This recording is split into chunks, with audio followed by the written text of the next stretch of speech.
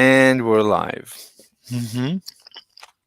Hi everyone, welcome to Mr. Slave. I am Obscure and I'm gonna be your official tour guide to Mr. Slave's land of Discord today. You should hit that subscribe button and like and share the video and everything else that you're supposed to do when you watch a YouTube video. Um, I think if you do that right, you might find an extra chicken nugget on your McDonald 10-piece chicken McNugget Hmm. box. Yeah, there you go. That was my intro. How was Fantastic. it? Amazing. Best intro You ever. think so? Of That was my course. first time I've ever done a YouTube video. Well, you have a great future ahead of you as a YouTube stream introducer. Nah, I stuttered like 3 times in that ten Hmm. second intro there. It's okay. It's okay to stutter. Um, it's It's not fine. okay to stutter. You have to be confident. Wait, what? Look at Joe Biden. I mean, he stars and he's like president of the United States of America. So Yeah? Yeah, but he they makes it also work. don't like him very much, No. do they? It's Yeah, not they good did to throw him under the stutter, bus because he got especially. COVID and he had a cold and he's very old. No, he's not. But like, he got there for one term. I mean, that's impressive with a star, right? I'm not. I didn't vote for Biden, but he's not Oh that my bad. god. Can't believe they didn't vote for Biden. You're I not mean, riding with Biden? That's crazy. I'm a Ooh, Trump's. that's such a good slogan, right? That's right, and Did you never hear that's that crazy. before? I've never heard that. No? Oh, I that's thought you great. made that up. No, it's like it's so nice. People have Wait, t-shirts and stuff. wait. What did you say? Let's go. Oh, you said Riding with Biden. riding with Biden. Yeah. But riding and Biden, it's not a complete. What do you call it when rhyme? It doesn't completely rhyme. It. I mean, you can make it rhyme if you say riding with Biden. Yeah. Yeah, you gotta you know, Yeah. like You. play with Mhm. the phonetics a little bit. Yeah. Mhm. Mhm. Anyway, um, let's see what's up with the news. Did has anyone looked at the news? Yesterday I was. Did Uh, you see mm, all those people who got banned from Twitch? Did I tell you about that? I saw one chick. Frog. Rogan got banned. Yeah. Denim got banned. Capri Sun got banned. All I think all the people on the panel got banned. That had Wait. the panel ranking people from like Arab to Wait. What about Hassan Piker? I don't think he's been banned yet. Yeah. And I think they're just momentarily banning whoever they're banning. It's because I think the platform is, it's extremely, Infiltrated, yeah, yeah, it's by like extremely, leftists. yeah, it's extreme leftists. But it's a yeah, it's like all the communists are running it to the Yeah. ground. No, not to the ground. I mean, I think they're. I don't know how successful they are. I think actually it's very like it's rage bait. I mean, Twitter. I mean, Yes, it is. But then when you respond to it, I guess you get banned. So like, I mean, it's not right, even but like but good. Yeah. but you want to watch to rage, like you want to rage watch like crazy people taking crazy positions against the U.S. I mean that's one of the reasons why the left is so popular is just because people enjoy raging. Like a lot of But that people. would be fine. But like, the left also believe in hate speech, right? So like, if you commit hate speech, you should be deplatformed and banned and whatever else. Right, but so before that, so Tim, Tim Pool. Have you ever heard of Tim Yeah. Pool? So Tim Pool, Yeah. he's actually, he's a good media theoretician. So he explained how there's one of the most leftist websites. It's called Mike or something, And he said in the beginning it was purchased or it was created by a bunch of right wing libertarians. And they were doing all sorts of stuff. But then they started discovering that what gets the most clicks is rage, is making people angry. And then they discovered that actually people love watching police abuse. So they just became a channel that just shows police abuse videos. And that's just because they were making money from that. But this ends up driving people to the far left because people see police abuse and then people become anti-police and pro-criminals, and then you have the criminals taking over, which is basically leftism. So, but it was driven financially by people who are right wing. Hello, Lily. By Mr. Slave. Hi. So, Hello, hi everyone. So, Mr. Slave. Missed you. yeah, I missed you too. Really? Yeah, I Send me was. $100. Show me you missed me. Yeah, that's the next thing. So, no, the last time you came in with that guy, I mean, Mm. if it wasn't during a YouTube stream, I wouldn't care.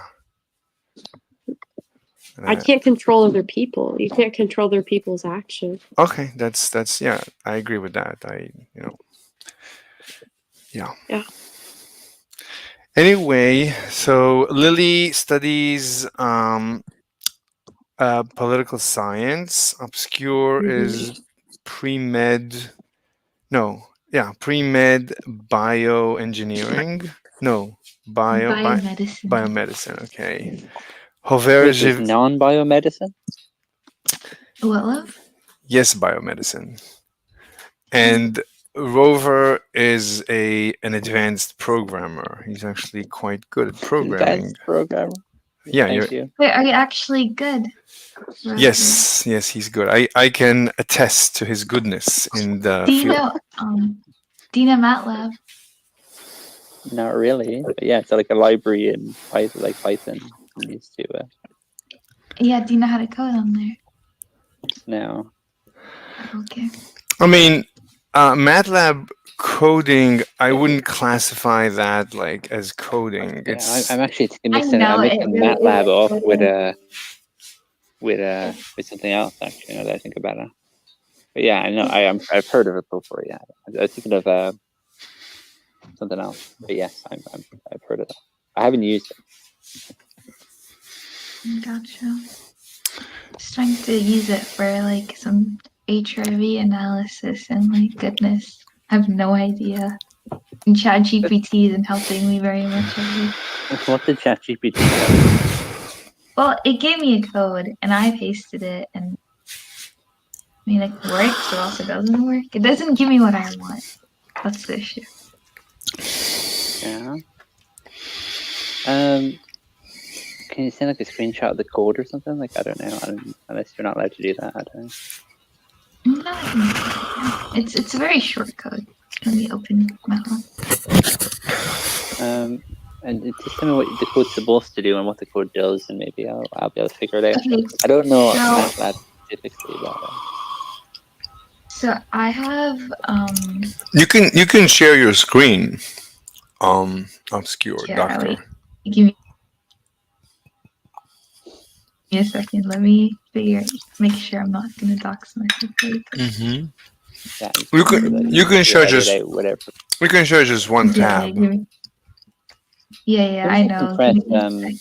Control Alt print screen, and it'll just select like one window or something. Or if you use the snipping tool, is the snipping tool still included in Windows?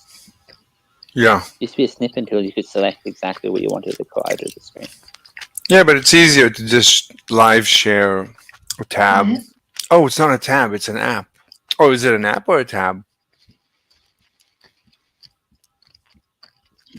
Rover, could you say what you said again, please? You cut off for me. Is there a snipping tool where you can just select the part of the screen that you want? There No, used to I be a can I tool can called snipping. I can share my screen. I think it just oh no, I cannot. It has my first and last name. Yeah, I'll just copy and paste it.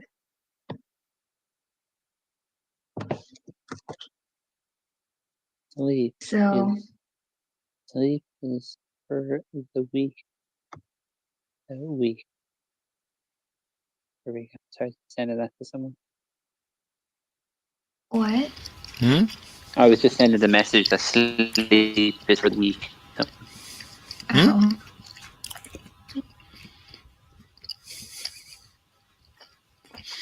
Oh, Um, what's a webhook?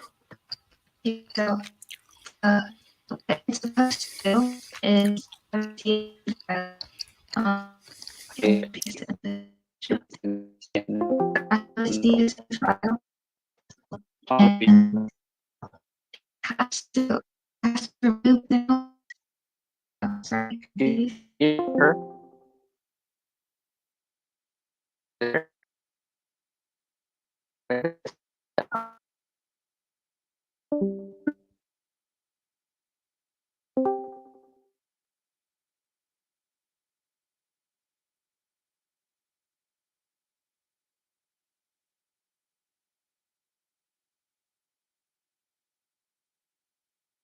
Is it just me or am I not hearing? Mr. Slave, can you hear me? Yeah, I can hear you. I mean, Hello, can you guys hear me? Yeah, yeah. Was it my Okay. fault? No, no, I I think think it Rover has bad genes. was. I don't know. I think You have a bad connection because you're in Ireland.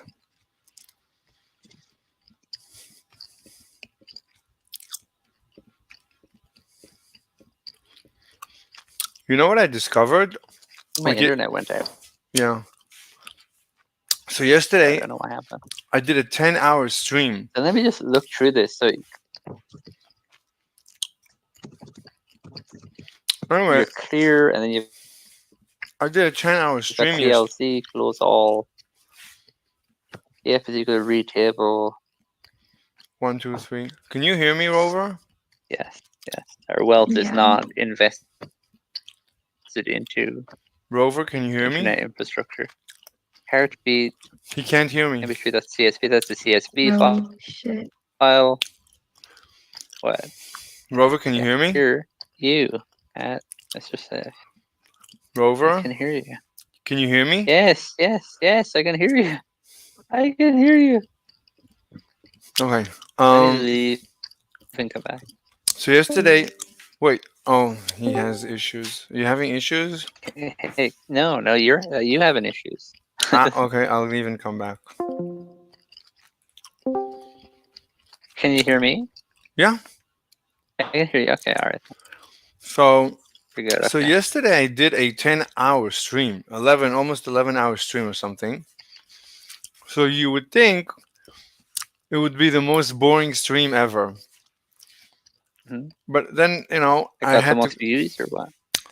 I wouldn't. I don't know. But I left. I had to leave the house and go somewhere. So, I said, let's listen to it. And I started listening to it, and I started laughing because it was so funny. It's just 10 hours. 10 in 10. I didn't listen to the whole 10 hours, but I listened to I think more than half, and it's so enjoyable. I mean, it's like it's very. Did it have the chipmunk voices? Did it have Yeah, the? yeah, because yeah, Oh my god, that's awesome. it's you. Yeah, it's like it had the conversations when we were doing the OpenAI API, and Yeah. like it's very real life. Like this stream is very real life. Is slice of life media? That's what it is. It's like Exactly. But it's really interesting. Like I'm listening to myself and I'm trying to predict what am I going to say, and there's no way I can predict what I'm going to say because I wasn't like I wasn't paying attention. Like most of the time when you're talking, you're not paying attention to what you're saying. Because at the end of the day, we're very much like ChatGPT. We're just spouting words randomly. We have a random word generator in our brains that just, Mhm. weighs the next most likely word that's going to fit the sentence. Yeah, just like ChatGPT. Yeah. Yeah. But so anyway, it's really interesting conversations, really interesting debates. And also, like, I was listening to myself, and there's a lot you can learn by listening to yourself. Like, okay, next time I'm going to improve this and that. Really interesting. Because when I finish streaming, there's one hater, XYZ, Mr. President of Earth. So he hates me. Uh-huh. So he was in the stream. He was towards the end. I was on the Globe server debating people. So he was mocking me that I'm doing a 10+ hour stream. Like, how much of a loser I am that I'm doing a 10-hour stream. Like, I'm doing a debate about, physics and quantum mechanics and cosmology and relativity. Advanced stuff. Hey, Gamma, what's up? So BB ED? BB Habibi Lawahi, my cutie pie, my everything, my Mr. Slave.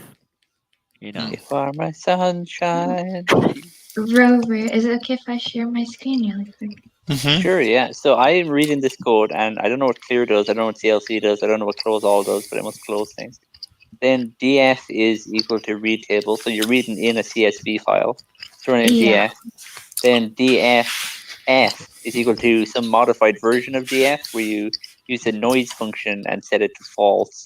Wait, but That's Yeah. modifying the CSV file in some way. And wait, you're writing that to wait, a new CSV file. wait 1 second. Wait, Yeah. what?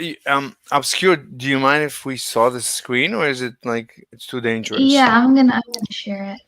You're going to share it, or you're not going to Yeah, share it? I am. So you're basically modifying some data, writing it to variables and writing that to a file. And you're turning Yeah, that array so- into a table or whatever, or a table into an So array. this H column is everything that is outputted based on that code that I just ran, right? But the issue is, if you go all the Yeah. way down, Yes. you see how it just ends? It's supposed to end where the whole code ends, and Right, it doesn't. okay. And I know, and I know why. Look at how all of this says false, right? And Right. there are some where it says true. And I don't know how to copy and paste it to the way that it discounts everything that's not true, and it only has only lines it up to what's false, if that makes sense. Oh, okay. Because it's getting rid of what's true, right? Because we don't care about the ones that are true. Because we want the noise to be false. I'm not sure how to do that really. Right. So when I read the code here, there's a command that says strcmp. What is that, like strip, or is that string? Like what is? What?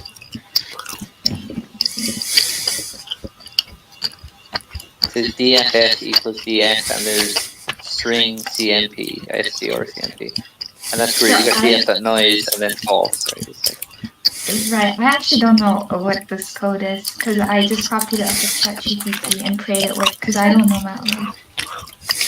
that's okay. Yeah, you can just kind of copy and paste that, like the type MATLAB and then st or cmp. But you can, Yeah. Doctor, you can ask ChatGPT to explain the code. Well, yeah, I mean, I understand the code. I just don't know what each function does. Well, Because I gave it the instructions, right? So I know what the code does. I just don't know how to Well- make it so that this isn't the data is aligned up with the timestamp. Well, it would tell it that the data isn't aligned with the timestamp or whatever, and see. I tried it. It doesn't work because it doesn't understand that this file is like this much long. And I have like How long 4 is of the these file? files. Look, it's like 25,000. 200. Yeah.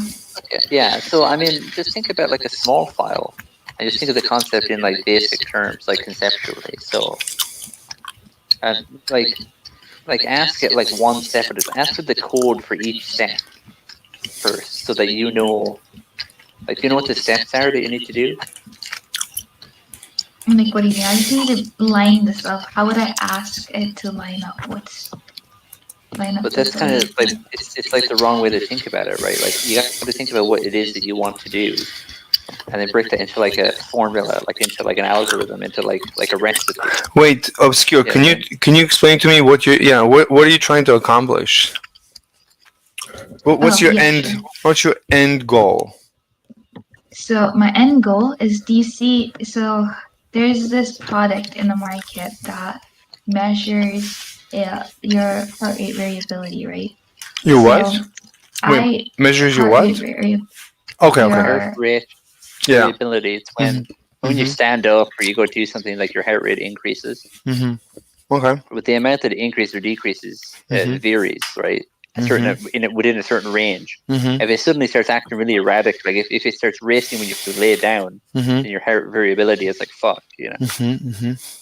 So you see how right here in the data it says HRV is 0, the heart rate variability is 0, and that's because the noise is equal to true. So everywhere you see that the HRV is equal to 0, it's always gonna be the noise is true. Why? And How is the noise correlated? I don't understand. so noise just means there was some sort of interruption that prevented it from running this Okay. running the calculation that the machine did.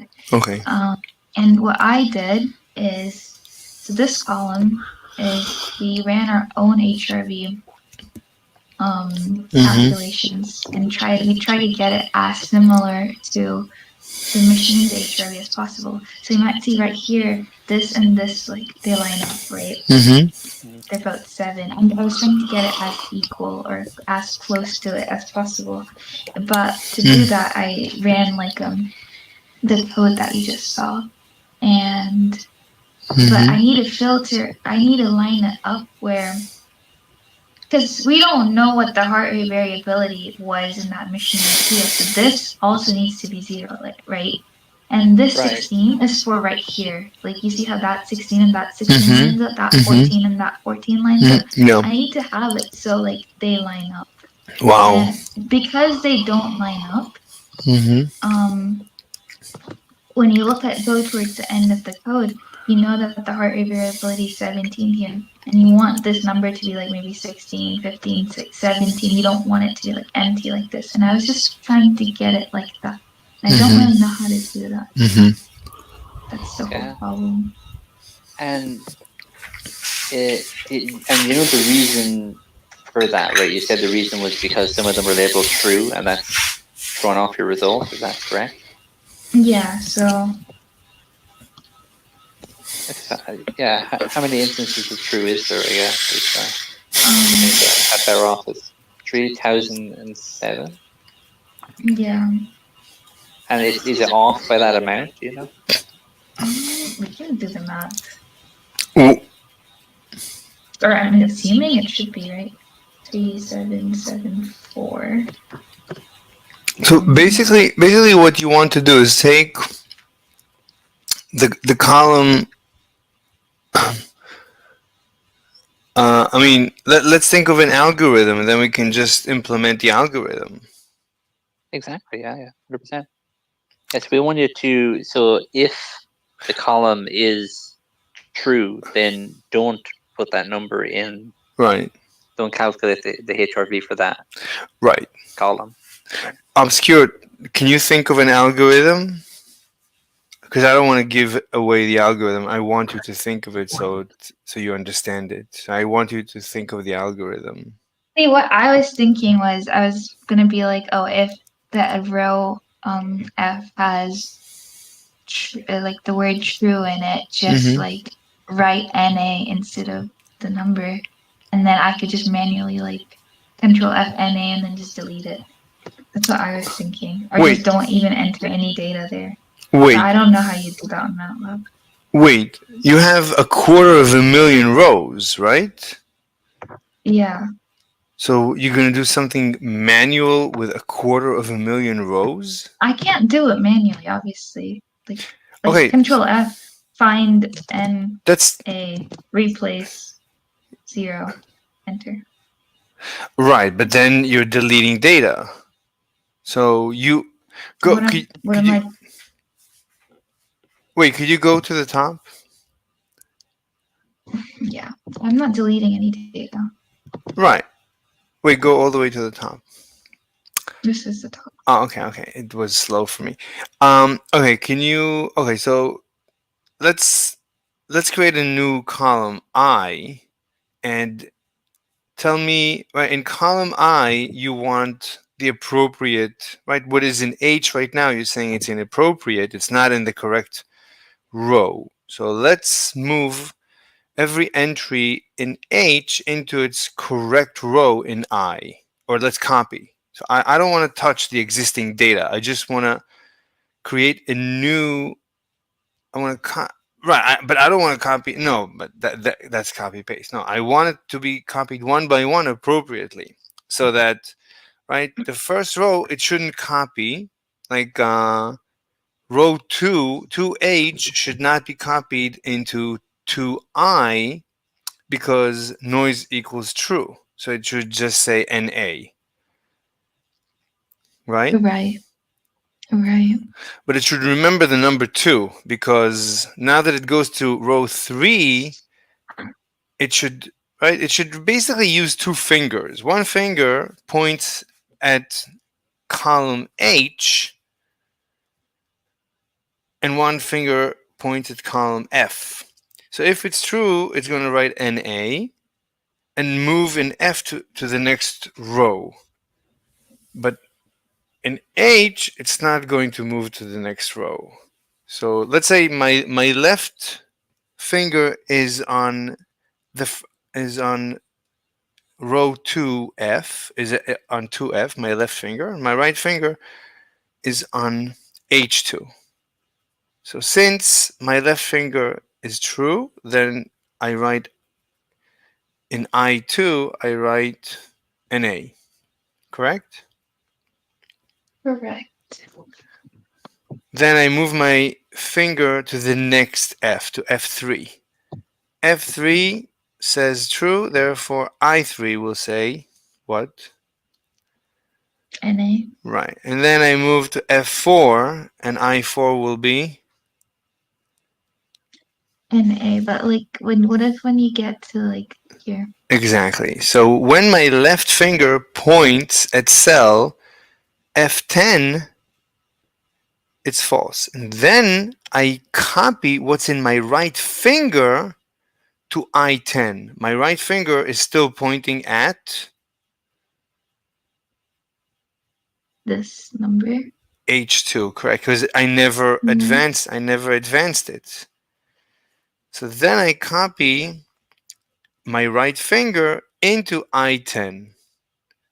And then I advance both my left finger and my right finger.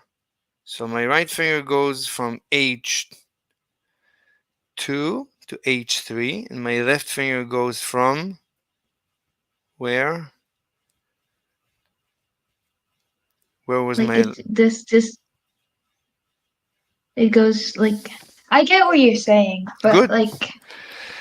Well, I understand the concept, but right. So Yeah, I just have to think ask that ChatGPT.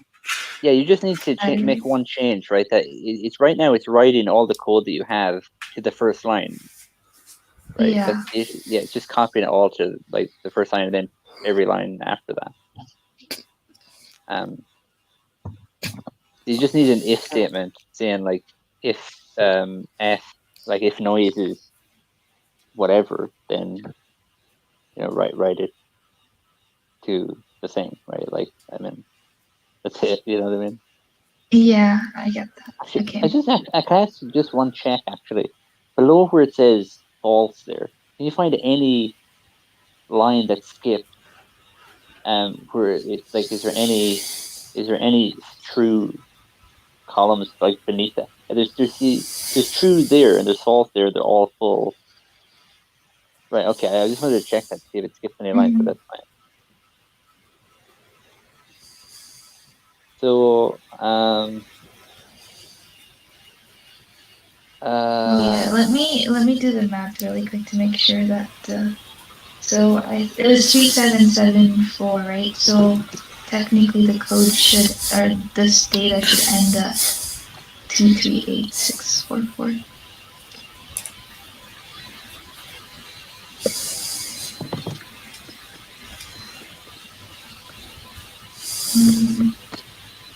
Maybe there's an easier way to do this.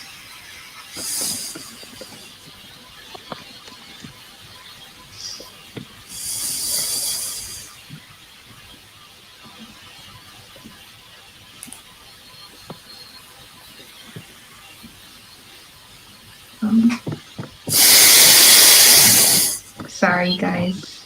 No, it's okay. You can continue. I think I'm going to review today's news. Just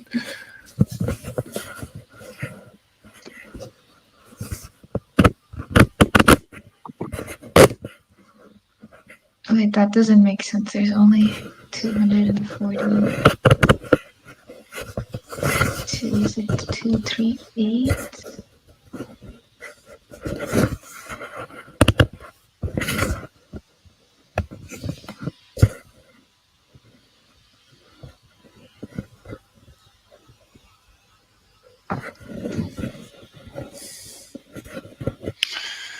my new headset is beginning to break. I can feel it. Okay, yeah, so the numbers are right. Okay, I'm gonna stop sharing then because I don't want to accidentally dox myself. Yeah, it's okay. Okay. So let me see if that works.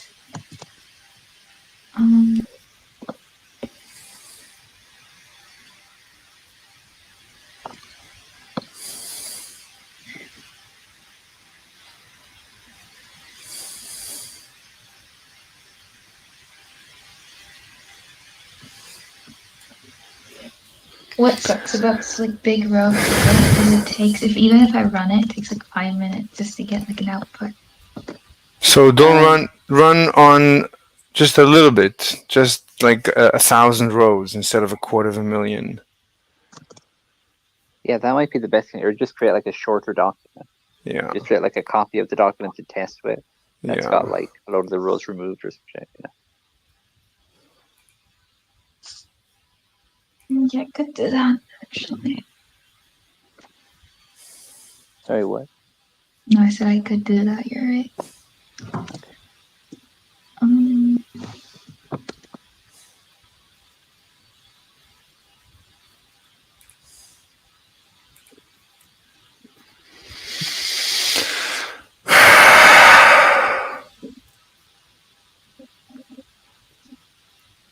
So there doesn't seem to be any problem with the calculations. I mean, all the calculations are correct. So I feel like the problem with the code is pretty minor. It's just how you're writing the file. Could you repeat that one more time? The problem is just when you're writing to the file, it's where you're writing to it. That's the only problem you have in your code is when you're writing. This right here is my Twitter account. It's writing to the. That's the correct spelling of my name, which people at Starbucks will never understand. Good look. Could do. I think tomorrow's going to be the same thing. Oh, on this. It's how to ask it. Write a line. Wednesday. So in the third. I hope everybody's having a fantastic week. Yeah. Yes, so Yes, only put I know schedule's a little off. Lots of stuff going on during the day. Couldn't quite squeeze it in, so I decided just to postpone to 7. I think tomorrow's going to be the same thing. Tomorrow will be also 17. I got my first doctor's appointment after the surgery. It's been a week, 2 weeks now, and I've got my first session of physical therapy. I am told that it's going to be unbelievably painful, so I'm getting ready. But that is tomorrow, so I expect, given all that, and given Puerto Rico and how everything gets delayed and everything takes forever, 17 tomorrow as well. We'll do so. So that's that. I think what I'm doing tomorrow, at least a chunk of the show tomorrow, we'll watch together. I don't know how far we'll get into it because it's so stupid, but we'll watch a video that Patrick Ben David made about tariffs. And yeah, I'll critique it. Hello. Yeah. I mean, it's just an issue that keeps needing to be competitive. It's a big name, and tariffs are a big issue. And if people get this wrong, then they get everything economics wrong. And this is kind of 101, and I keep coming back to it. I keep trying to explain it, and I think Patrick really does about as bad a job as anybody could do in trying to justify them. So we'll critique his justification. Let's see. You could start with some stickers, Nifel. Thank you, Jonathan. Thank you, Mary Lee. Thank you. Let's see. Today we're going to cover the terrorist attack on Turkey. We'll cover Blinken. I mean, it's a little repetitive, but we'll talk about in that context. We'll talk about anything going on today in Israel.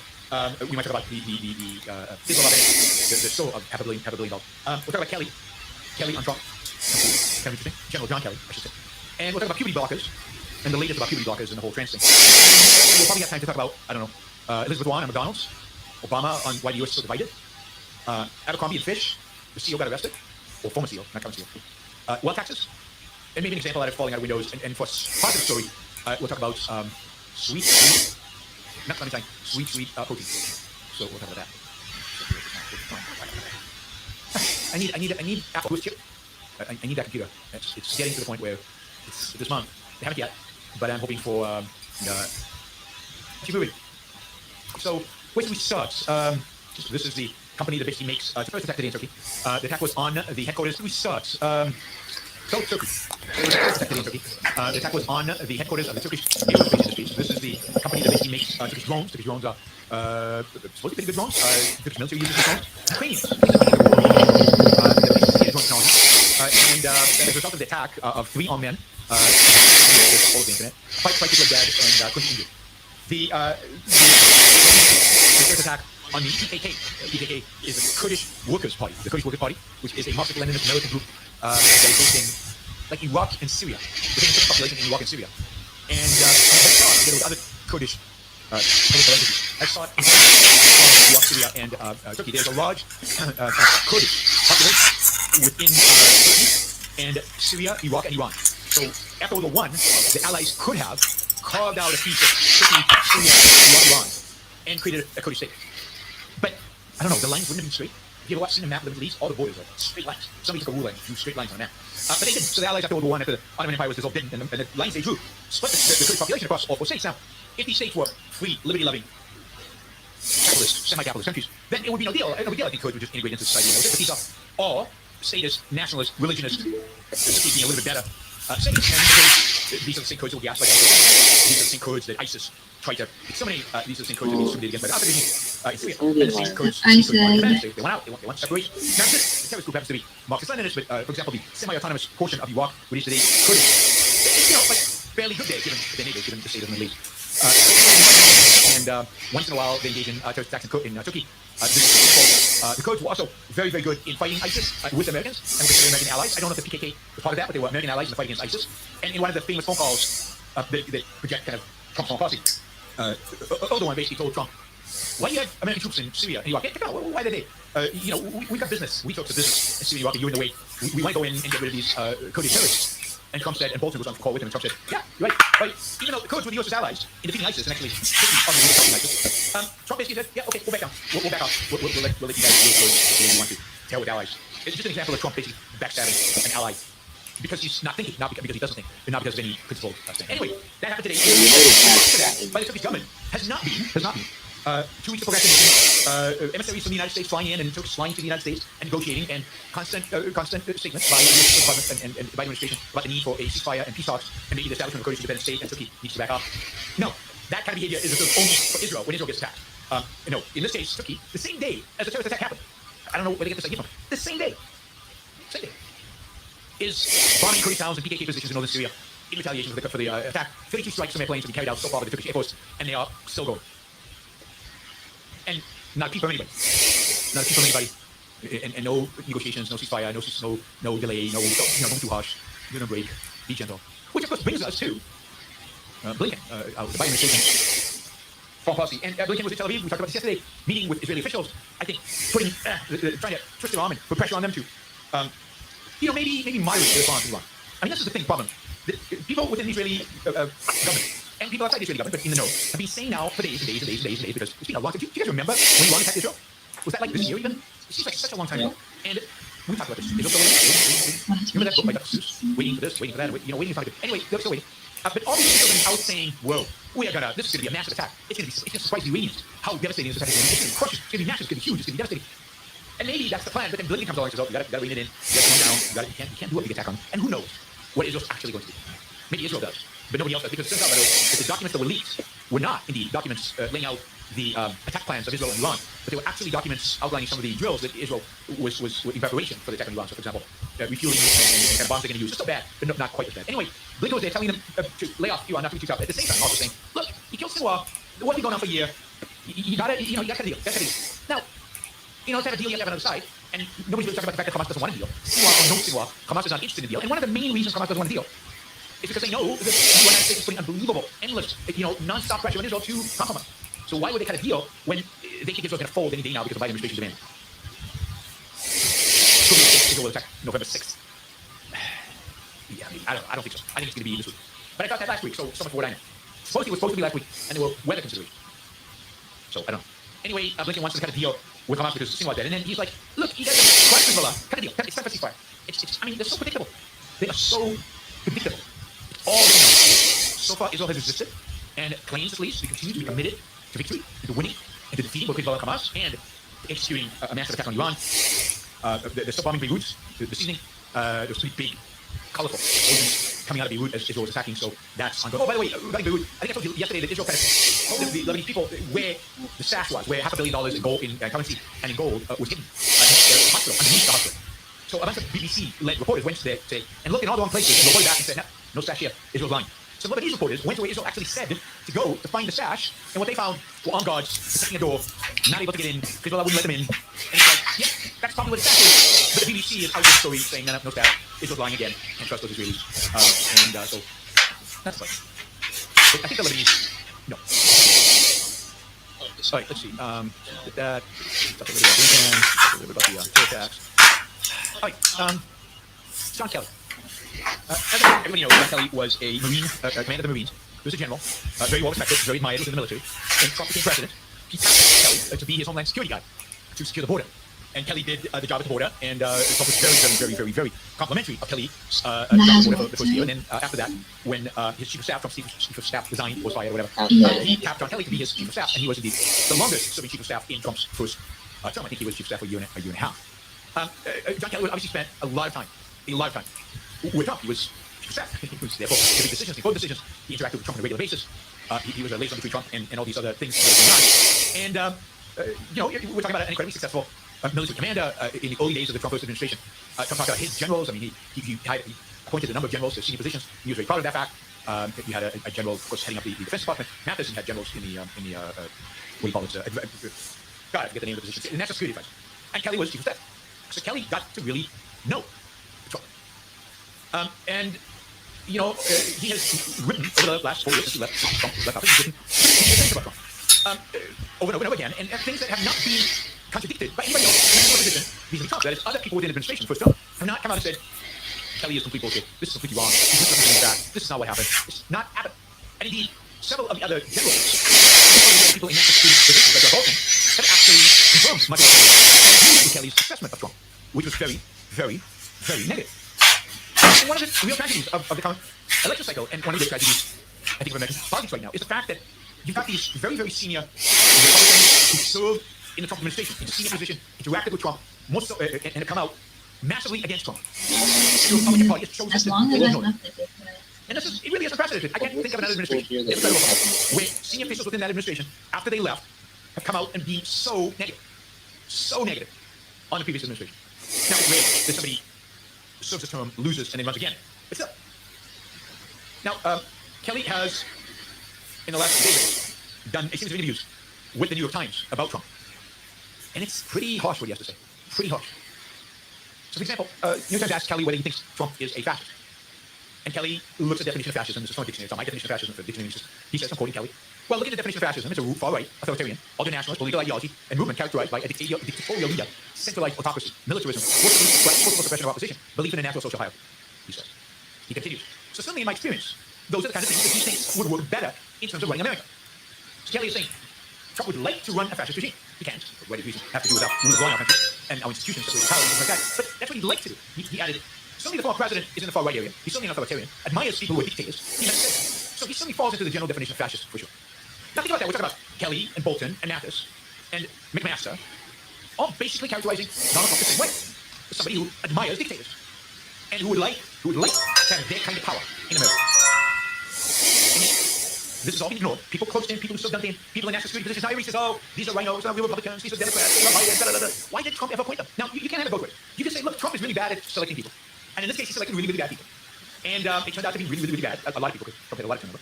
And these are bad people. So, but Trump's a bad judge of character. Okay, you can argue that. But they don't, right? They love Trump, and Trump knows all, particularly. He's the best side of the or you could say, you know, these people, you know, so they're really bad, and Trump made a mistake in hiring them, or they're incredible, and Trump is bad. I mean, that's no. And the reality is that, for example, John Bolton, I remember with John Bolton, I saw John Bolton. I was being interviewed by a Wall Street Journal thing, and he was there in the studio, and we talked. And this is before he was nominated, before he was approached by Trump. And it was like, I like John Bolton. John Bolton's tough. He's serious. He's a foreign policy expert, and he had the right approach. And at the time, when I was talking to John Bolton, he was like considered, I mean, the superstar within the Republican Party. He was like the guy. He was like, MAGA loved John Bolton. And then 2 years later, John Bolton's the devil. He's the worst. He's awful. And the same with Kelly. The same with McMaster. The same with Mathis. I remember when Mathis was selected as going to be the defense secretary, and the Republicans and MAGA were like, whoa, look at the quality of the people Trump is bringing on board. The best people. Mathis was like a great American general. I was like, wait a minute, Mathis not that great. I was critical of Mathis, right? And then as soon as they turned against Trump, oh no, they're awful. They're terrible. Don't listen to one word that they say. And the amazing thing is, nobody listens to them. And as a consequence, the Republican Party has chosen Trump again, in spite of the fact that these senior people, these people with real experience, these incredibly knowledgeable people, the people who know Trump as president better than anybody else. Kelly continues to say, he says about Trump, quote, he certainly prefers a dictator approach to government. He says that Mr. Trump never accepted the fact that he wasn't the most powerful man in the world. And by power, I mean an ability to do anything he wanted, anytime he wanted, without restraint. Again, quote Kelly, I think he likes to tell people to do things much with whether the legalities were there or not. Kelly's reason Kelly decided to do this interview with the New York Times is he's particularly upset about Trump's comments about using the military against domestic opponents, but the enemy within, and which Kelly found incredibly dangerous. Again, quote, and I think the issue of using the military to go after American citizens is one of those things I think is a very, very, very bad thing. Even to say for political purposes to get elected, I think it's a very, very bad thing, let alone actually doing it. Kelly also said that he told Trump, you can't do this, you can't use the army, the military for domestic issues. And he told over and over and over again, he had explained this to Trump. And, quote, originally conversations would be, Mr. President, that's outside your authority. Or, you know, that's a routine use. You really don't want to do that inside the United States. But now that he's talking about it as I'm going to do it, it's disturbing. Again, that was all Kelly. Kelly said Trump had a complete lack of fundamental understanding, and this has said over and over and over again for 8 years now. A complete lack of understanding of the basic American values and what being president is about. Again, quoting Kelly, he's certainly the only president that has all but rejected. God, I mean, again, I've been saying this for 8 years. Nobody believes me. He's certainly the only president that has all but rejected what America's all about. What makes America America. In terms of our Constitution, in terms of our values. All right. Let's see what's going on with these guys. Change the voice when they start to play with different names, stuff like that. So. Yeah, I don't know. League table. Let's try that. Oh, maybe I messed up actually because it's running and I can't. I have to pause it. Should I pause it? All right. Let's see this guy. Yes. Neutron stars aren't dark matter. We figured that out a while ago. But new research is telling us that they may be dark matter factories. They may produce the exotic Axion, one of the most popular dark matter candidates.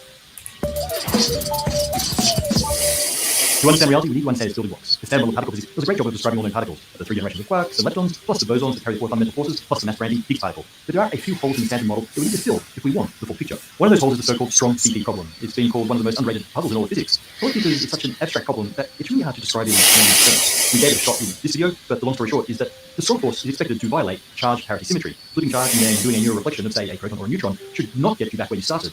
But in quantum chromodynamics, it seems to do exactly that. The most popular way to fix this problem is to introduce a new quantum field that eliminates the CP violating terms in QCD. And with every new quantum field, you get new particles. In this case, the particle is called the axion. Axions are especially popular because they're great dark matter candidates. And that's because they're extremely elusive. They interact with the electromagnetic field only very weakly. We discussed the prospects of axionic dark matter in that same previous vid. But axions can only be dark matter if they make up around 80% of the mass of the universe, and that's only possible if they were produced in pretty ridiculous numbers right after the Big Bang. Even if these things don't solve the dark matter problem, we really want to know if they exist because of the less famous but still. What is this axion? No, this is for a research project. So I can do whatever as long as I keep Oh, wait. something.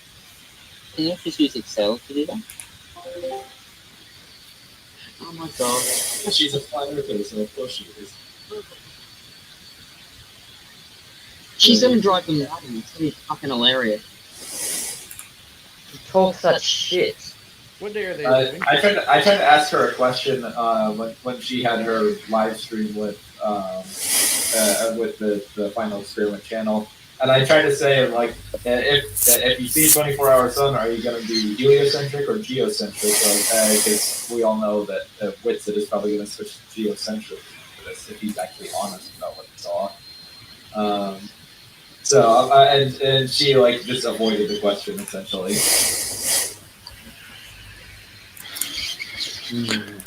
Hey, does anybody know what an axion is?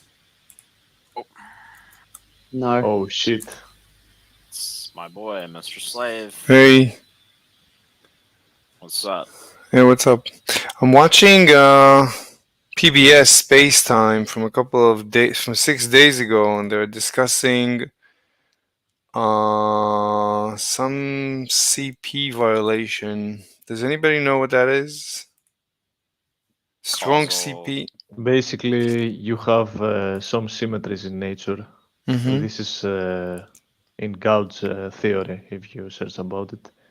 And basically, it has to be conserved. And this basically, I'm not very good at the axion problem, but they solve basically this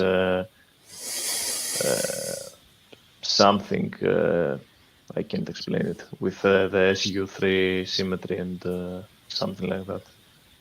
By But having another oscillation in a new field. wait, That's it. That's all I know. but what's the problem? What are they trying to solve? Like, You can search the strong CP problem. I think it's called that. yeah, I mean I'm not that's sure. yeah, I mean that's the video I'm watching. I've watched already a video about that. It's not something that you'll understand fully by a video. You need to understand like the weak electroweak symmetry breaking, the Higgs mechanism, and all of that. How the potentials work, how like particles are created from before and after the symmetry breaking, like photon mixing, boson mixing, and all of that, which I'm also not good at describing.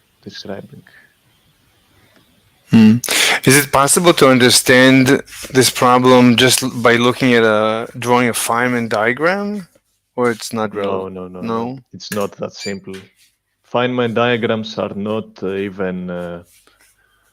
They are like a very strong simplification of already like complicated theories. You just, it's like in Feynman diagrams, you just know that two particles interact and what energy exchange or what is happening between them. And you use them to calculate. For example, you take like an integral of all the possible combinations and something like that to come up with, for example, what was it? I forgot. You can do many things with them, but it's a very simple thing. It's not very useful.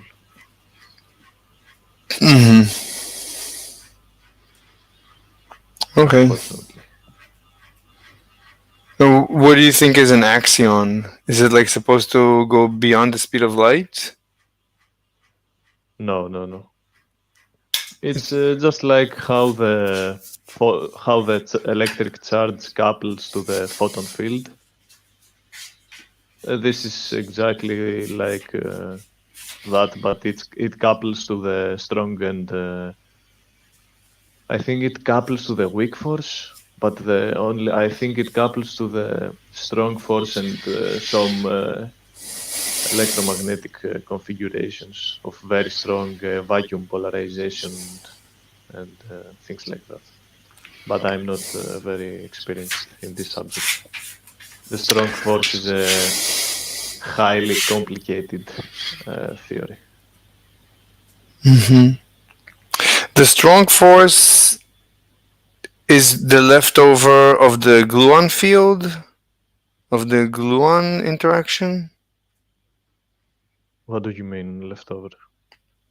Like 3 quarks are held together inside a nucleon, a hadron. So the 3 quarks are held together in a gluon field or a gluon exchange. Isn't Yeah, that's the right? main. So isn't the leftover of the gluon field? Isn't that what's creating the strong force? Isn't that the is the Wait, strong? by strong force you mean literally the force exchange between quarks, right? No, Or you mean the symmetry? I think The strong force is the force between two neutrons or two that what's holding the yeah, yeah, nucleus the nucleons yeah, the together. quarks and the nucleon source. Oh, so yeah, so it's all the same thing. So the strong force is the It's gluon. almost. Okay. You have mesons for longer interactions. Wait, You have mesons. gluons for very yeah. I thought mesons repel. Mesons is what No. mesons is to avoid neutron degeneracy. No? Meson exchange? No? It's look, it's the quarks are held together by the gluons, and the Mm-hmm. like proton or neutron or proton neutron interactions are happened by again the strong force, but it's mesons, Are you sure? which are basically something like gluons, but Meson is it's just not. meson is quark antiquark, right? Yeah. I thought that's how you prevent neutron degeneracy in a neutron star or whatever. No? Neutron degeneracy happened. Neutron stars are held from collapsing by the the Pauli exclusion principle. Yeah, but that's a principle. But what's the quantum mechanical explanation? Why two neutrons don't collapse into each other? It's just it's so small. It has a small shit. It has such a small scale that you can't occupy like two states, two fermion states in the same spot. That's Yeah, that's the principle. But you need the particles. You need the boson exchange to affect it. I mean, it's a good principle, but the principle. I get what you mean. No, Hmm. I think that something is happening also there, but it's not like if there is no predictions. For example, it's just that with our best understanding of physics experimentally, this is what we know right now. Hmm. But Okay. just it's like having two objects in the same. You can't do it. It's but No, I understand. I understand. Okay. yeah. All right. I'll keep watching the video. All right. Thank you so much. Bye. Yeah, no problem. All right. So sometimes he talks. Wow. He doesn't always make fun of me. Like, yeah, no shit, Sherlock. We already know that. Actually, one book about that I thought was kind of interesting was Atomic Habits. I was thinking of that as I said it. I actually kind of like that book. Yeah. Because it kind of goes into a little bit more detail, which I like. Yeah. Atomic Habits is actually quite nice. I like that one. I'm trying to think of another book about this stuff. Did you read How to Be a Straight A Student by Cal Newport? No, I never really thought He just talked about how he studied in college and he was still able to go to parties. He still got A's and so on. I feel like I've heard of that name before. I feel like Cal Newport, he wrote the book Deep Work. He wrote a bunch of stuff. I feel like his first book was probably his best book. Well, he wrote that the year I was born. That's so funny.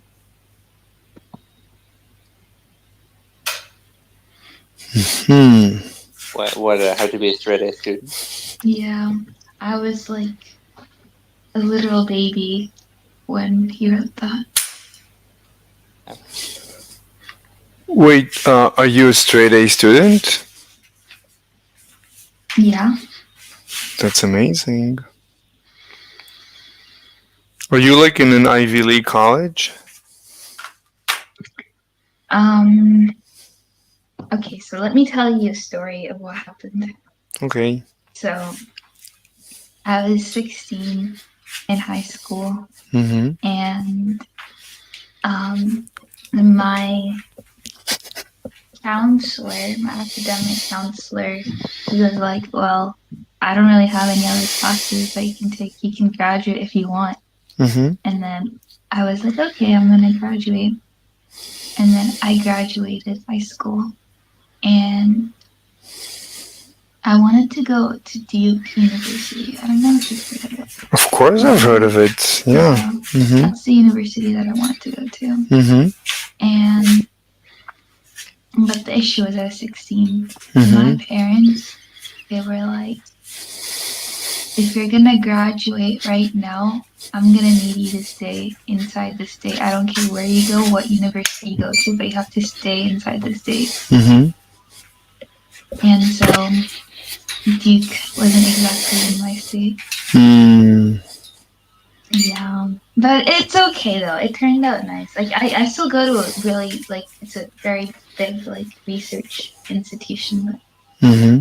not my dream university. Mm-hmm. Like I personally, I don't believe that the school you go to has any meaning.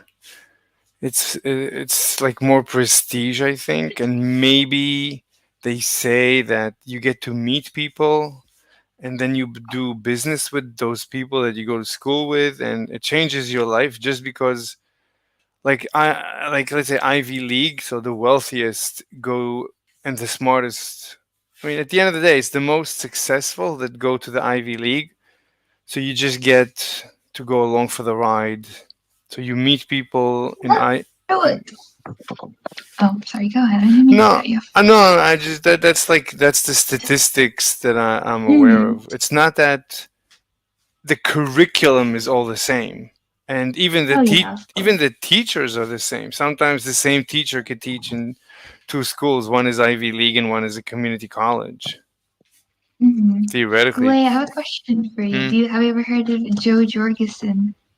The The name is familiar. politician, the libertarian. She ran for Yeah, president. yeah, yeah. Yeah. She was my psychology professor. Hmm. Oh, cool. She's Hmm. not a good person. I honestly, oh my gosh, maybe she's a good person, but she's an awful teacher. Hmm. I mean, that makes sense. You know, there's a Her lot of whole libertarians who are. personality is that she ran for president. She Hmm. likes to tell us like every day, just in case we forgot. That's Yeah. hilarious. Oh my god. Oh, Yeah. hi, how are you doing, guys? It's 8 a.m. on a Friday. Oh, I remember the time when I ran for president. Hmm. Damn, bro, we get it. Yeah. That's one of the one of the advantages of me not ever talking about myself is I don't waste my time, and I like I could talk about myself forever, but that's like a complete waste of time for me. Okay, new mission. Make Mr. Slave talk about himself. Yeah. I mean, people have asked me about like stuff about me and I've revealed stuff, but like Okay, you know what? I asked Rover this question. I'm gonna ask you this too. mhm. If right now you wrote a book and you Mhm. had to give it a title, and you Mhm. have 10 seconds to think of a title, what are Mhm. you gonna name it? Why humanity is mathematically doomed. No, it has to be about your life. It's an autobiography. How to enjoy the final days of humanity. Okay. Pretty existential title there. Like, That's basically Hey, my man. life. You know what Rover said about you? No. Rover said you'd name it. Wait, what did you say? chatting on YouTube or chatting on Discord or something. I don't know. What? Yeah. Wait, what? Chat in? Chatting, Chaff in? chatting, chat Chat? in. What do you mean? Chat, like Chatting. chatting. Talking. Chatting? What do you? Yeah. Yeah. I never know what he says. It's like he speaks a different language. I yes, I don't yes, enunciate very well. I'm yes. Irish. Okay, Yesterday I'll he leave me said. alone. Yesterday he said button. I thought I didn't know what he was saying. Bon, bot. Nobody knows. It's like Nobody understands these crazy Irish people. But yeah. so chatting. Yeah. I said Okay, now you. chatting Yeah. on because you were 10 hours on YouTube and I was in.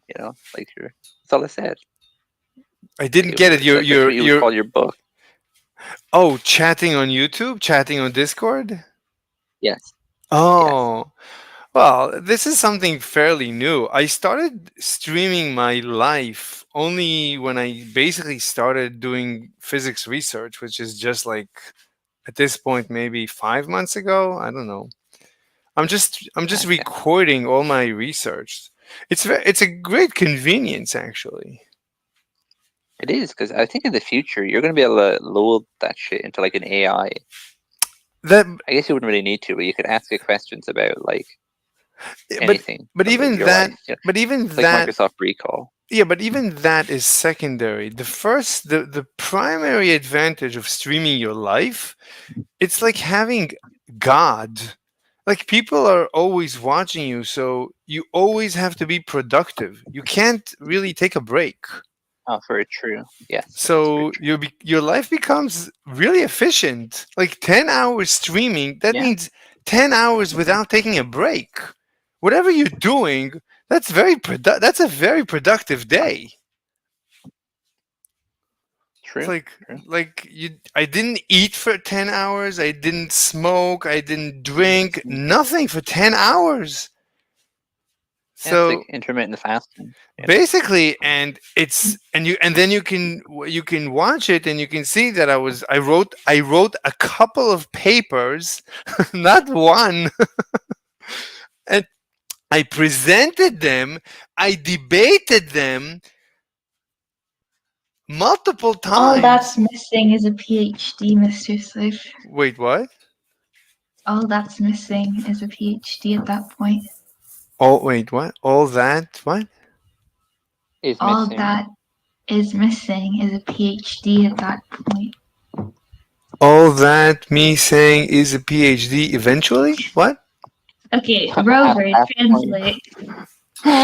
No, it's not only the problem that I don't get it, but he was making noise while you were talking, so I didn't Sorry, I'm hear. sorry. It's like I couldn't it's not that I didn't understand any of the words. I missed one syllable of one of the words, and exactly that's when he made the noise. So again, I missed that word. So after, uh, I still don't know what you're saying. Something about a PhD. That's me saying PhD. Something. What?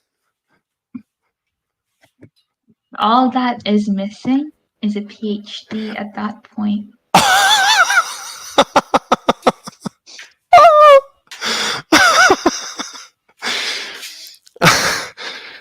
That's actually a good point, but no, for a PhD, you're required to take a lot of courses. Like I need to make up so much. I mean, no, and I need no, no. They would never give me no one. Maybe an honorary PhD, yeah, but not a normal PhD. No way. It doesn't take that long, only like 3 or 4 years. I mean, I would probably need to take a lot of courses in math and physics, and then, like, No, but you already know the stuff, so like it's a breeze. what? I already You know. already know that stuff, that you don't really No, have to worry. no, you kidding? No, I have a theory to explain, to unify all of physics, but it's a very simple theory, and I simplify all of physics, but I don't know all of physics. I just, it's like imagine you have like a city with skyscrapers. but the road system, is not so good. So you come and you rebuild, or you build a new road system to connect all the different parts of the city, and so that's like that's what I'm doing basically, maybe a little deeper. So, like, Einstein didn't give us the foundation why special relativity is true. He just said it is so. He started from a postulate. He said, let's assume the speed of light is a constant, and let's assume that we have gravity. So from that you get special and general relativity, but there's no foundation. There's no reason why there should be gravity. Anyway, no, I'm not interested in doing a PhD at this point. I've Okay, yeah, that's fair. but you should get a PhD.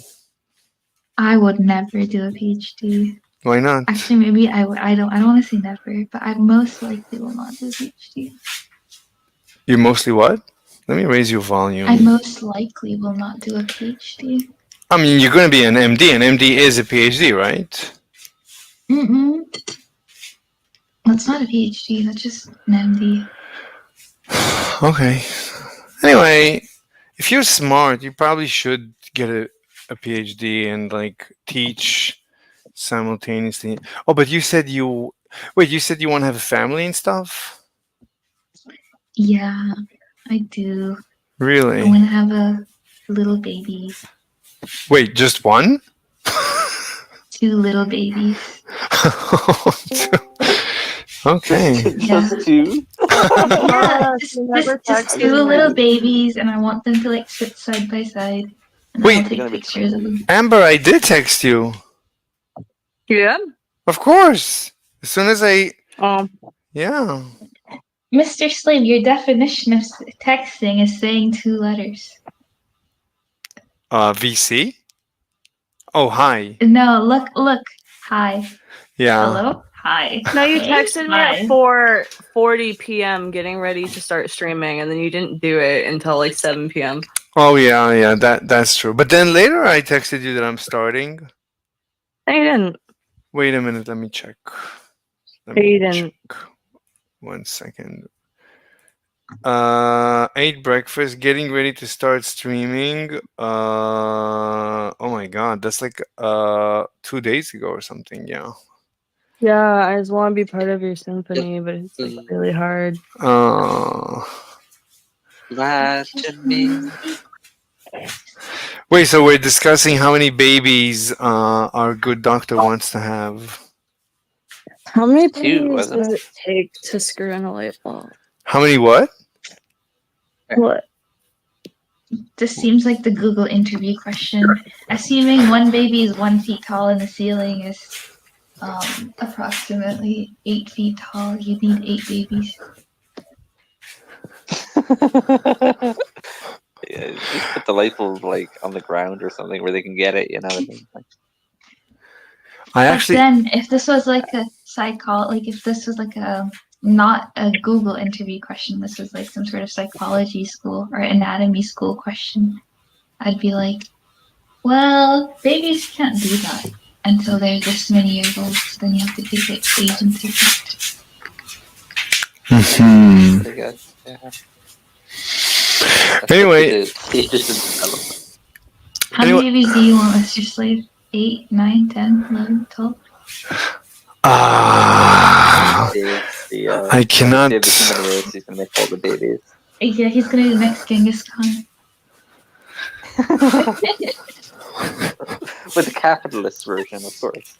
Wait, did you know that in basically in modern society, economists view children as a luxury good? Yeah, that makes sense actually. Yeah, it's like they're expensive. cost of fresh and Yeah, culture cost. they're expensive and it's a good. It's not an investment. Like in poor countries, children, they're basically an investment. Children is your insurance. Like in modern society, we just replace children with, with insurance and with taxes, and So children have become basically useless. So you only have them like you have a cat and a puppy. You just have them to enjoy them. There's no benefit from children. See, I don't think you should have children, and you can't just think about the benefits. I think having a child is about the joy that the child brings to Yes. you. Yes, that's exactly the Mhm. definition of a luxury good. That's you're repeating what I said that the economists how they define children in modern civ. Do you also say modern civ? No, I'm not old like you are, Mr. Slave. No, it's like I remember in high school there was this course, modern civ. A The- more modern civics. oh, civ? No, modern civilization, modern civ. Oh, civilization. What do you mean modern civ? I've never heard of that name in my Well, life. then maybe I'm dating myself. You know, I'm just under 1 million years old.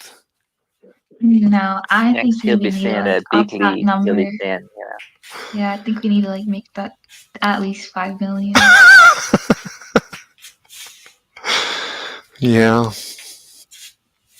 definite. Anyway, I just went to the Globe server and I asked a question about like this. Why would you go there, bro? Like, what? You just told it's me that just you he don't like loves the it. abuse. He's a No, masochist. you just are going there to like get hurt at this point.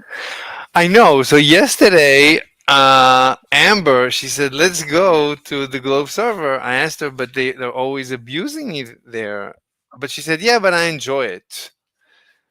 So So you did it because Amber said she wants to see you get hurt. no, she just enjoys the fighting. She wants action. Like she gets bored. Amber's always bored, so she, Amber just wants action. It doesn't matter I what don't the blame Amber. right. So we went anyway. So we wrote a paper. Me and Amber. So we both have our names on the paper. Amber has her name shows up first. It's about um, gravitational lensing in the Ether model, like using the Ether model to explain gravitational lensing. Gravitational lensing is an Einstein ring. Anyway, it doesn't matter. So we wrote the paper and we went over to present it on their server, and actually it went pretty well. You know, I was there for a couple of hours until, you know, they started abusing me. So I started muting people. So they muted me and they said, so, because you know, because I'm not allowed to mute people because then I just talk over them. So they said you have to unmute them so that we will unmute you. Do you agree to abide by these terms? And I said, LOL, no, I will not be abused. Because what's the point of unmuting someone who's just going to abuse me? And they Yeah, that's refused. insane. Yeah, Yeah, so they refused. That's fine. So I left. it's a ridiculous rule because Discord gives you the power to mute people, so that you can use it. Like, and then they're just taking it away every time you join these servers, so they can like get away with shit. It's just like, Right. fuck off. If I want to mute somebody, And Mr. Slave, I same with think blocking people. It's like not allowed to block people. It's like ridiculous. Fuck, I didn't realize you guys couldn't hear me. I thought you guys were just talking over me. we would never do that. It's funny because it's like I know that like Rover might do it sometimes, but like you would never do it. So that's what clued me in to check. But yeah, most of the servers say you have to follow the Discord TOS. It like goes without saying, but like if they take away your right to meet people, that's kind of like them telling you to ignore the TOS because that's like what it's for. No, but It's like user directed, you know, like it's directions on how to use the product. I mean, it's not like I'm muting people because I'm being mean. I'm muting people that, you know, I asked them, please stop abusing me. Please stop talking so, like, in such a demeaning and mean-hearted way about me. Like, What do they say? well, you know, I try to talk about physics. Okay. And a lot of people, especially on the Globe server, they don't appreciate me because like, for example, I claim that physics is fundamentally very simple, and I can explain like quantum mechanics really very simply. You remember me and you, we had a conversation, and I think you got a taste, you got a flavor for how I look at quantum mechanics. That like, if you say it's a like the electron, what is the electron? Oh, it's a probability wave. I don't know what that means. So, like, I will not entertain something that I don't understand. Like, I can hear you once explaining that an electron is a probability wave. I'll think about it, and then you say it again. I'll think about it again. After about 1,000 times that I've heard this and I still don't get it, I have to say I don't understand it, and I'm just going to reject it. So they hate it because the mainstream physics community, they say that an electron is a probability wave, and I simply reject it. And they say, who am I to reject the mainstream, the consensus? How dare I reject what all the big brains are saying, and all the big brains of all of history have said, like including the gods, Feynman and Dirac, like all the gods of physics have said that the electron is a probability wave or whatever. And I reject it. If I can't understand it, then I don't accept it. And that's just one example of something that they hate. Anyway, I don't submit to bullying. Like, they're trying to submit me Yeah, you in shouldn't. what? I just said, yeah, you're right. You shouldn't. Right. I mean, I'm curious about the universe. I'm curious about what is the electron. And as long as I don't understand your explanation, you know, it's not that I'm bullying you and I'm telling you something mean. I'm saying I don't understand it and I simply have to reject it. It's not an explanation to tell me that the electron is a word salad. I reject it. I understand what you mean. You mean that your knowledge of the location of the electron is a probability wave. Or you can describe mathematically the probability of finding the electron at a certain location. That is a function that looks like a wave, but really the square of the function is just a probability. That's fine too. But that's not the electron. That's the probability of finding the electron when you look for it at a specific place and time. That's not the electron. That's you doing an experiment. That's not the electron.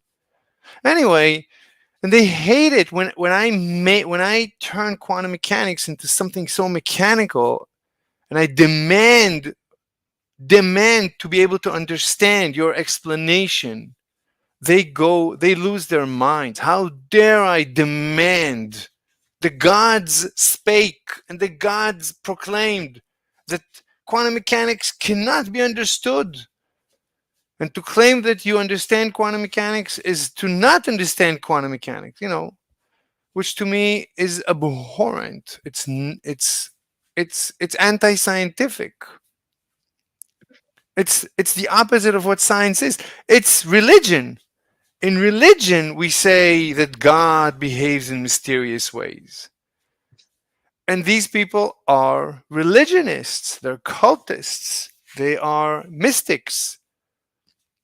And they hate it when I demand to turn quantum mechanics and relativity and all of modern physics into a mechanical explanation, into something simple. To them, I'm taking away their magical universe. I'm taking away their God. I'm taking away their mysticism. I'm taking away, you know, they there's a there is there's a great honor that like society honors physicists because physics is so complex and it's so weird and so difficult to understand, and I'm taking that away from them. I'm taking away from them this honor that that they that they love so much. Anyway, so they hate me. So every time I show up, they start attacking me.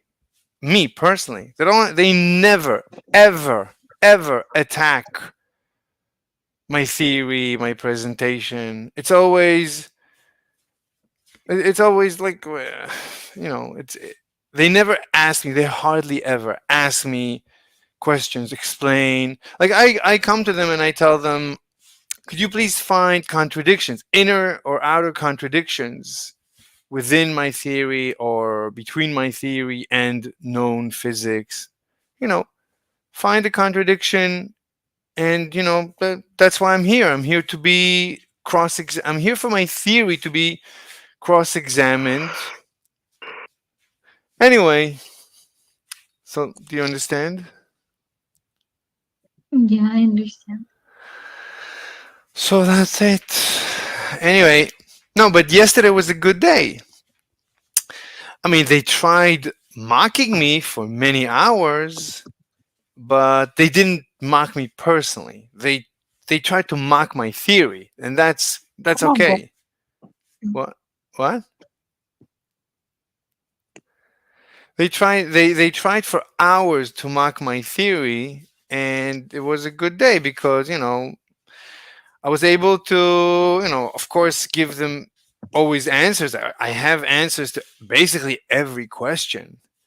But then at one point I presented to them a paper about black hole formation, and that really got them upset because when I talk about black hole formation, this is something basically no one has ever talked about. No one talks about black hole formation.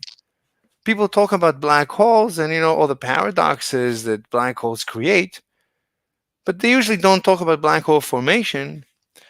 And I talked about black hole formation, and I showed them exactly what is inside a black hole because I thought about it, and I use my ether theory. It's a good tool to analyze what's inside a black hole, and I showed them, this is what's inside a black hole. It's really very simple.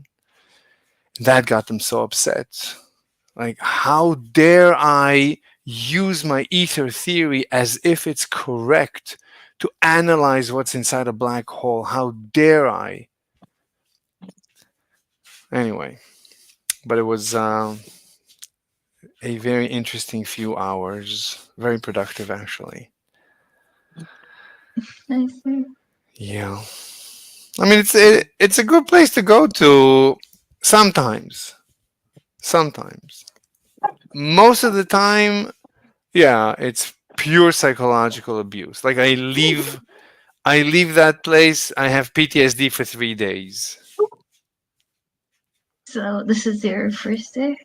No, yesterday they didn't attack. Okay, no, so you have 2 more days, okay. No. Yesterday there was no. They did not attack me personally. Like when they started attacking me, I muted them, and then they muted me, and then I left. So I didn't give them a chance to waste my time. Mm-hmm. But I think yesterday, like there was a professor, there was a cosmology, an actual physics professor that he also mocked me, but again, he didn't mock me personally. He tried coming after my math and after my theory, but he like the rest of them, he was pooping his pants, and he You was know who you should talk to? Have you who? ever talked to Gage on politics? He's a PhD student in theoretical physics. Well, if you can send me a link to him. Look, he's in a voice chat right now. He's Soup. Soup? Yeah, in politics and science labs. Okay, I'm in politics, US politics, AFK, Sharia, Black HVN, Agora, God Ain't, 24/7 Flat Earth, Hey, science lads. Stoa, About Hawk Communist, to Harris. Hidden Oasis, Go, Farm Fiction. Yeah, I'm halfway go, blue. And yeah, Israel, go all the way down. Ask a Christian. This doesn't have a name. Looks like a. Oh, so anyway, Mina, race and IQ, win debate, $500. Comma Club, only hot takes, Bullen, Susie Dojo, Muslim something, Muslim VC, challenge my views, open world, Ioneon, revolt, Trump supporters, anti-communist, Islam is beautiful, men suck, science lads, Hawktua. Oh, Yeah, Hawktua? What's his no, name? science lads. Gage. Look at his Science badge. lad. Oh, science lads. Gage. All right, I see him. Okay, let me text him. Let me send him an invite so he would maybe join us. Join us. I've never talked to him. I've only heard him talk. But I know Soup, I Okay. think. Yeah, I know.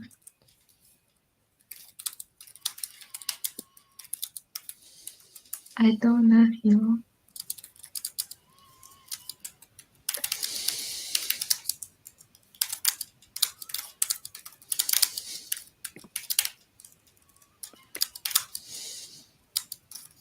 Okay, I invited him, and whether he joins us or not, I'll be in touch Come with on. him. Okay. Like, do you want me to go over to him right now?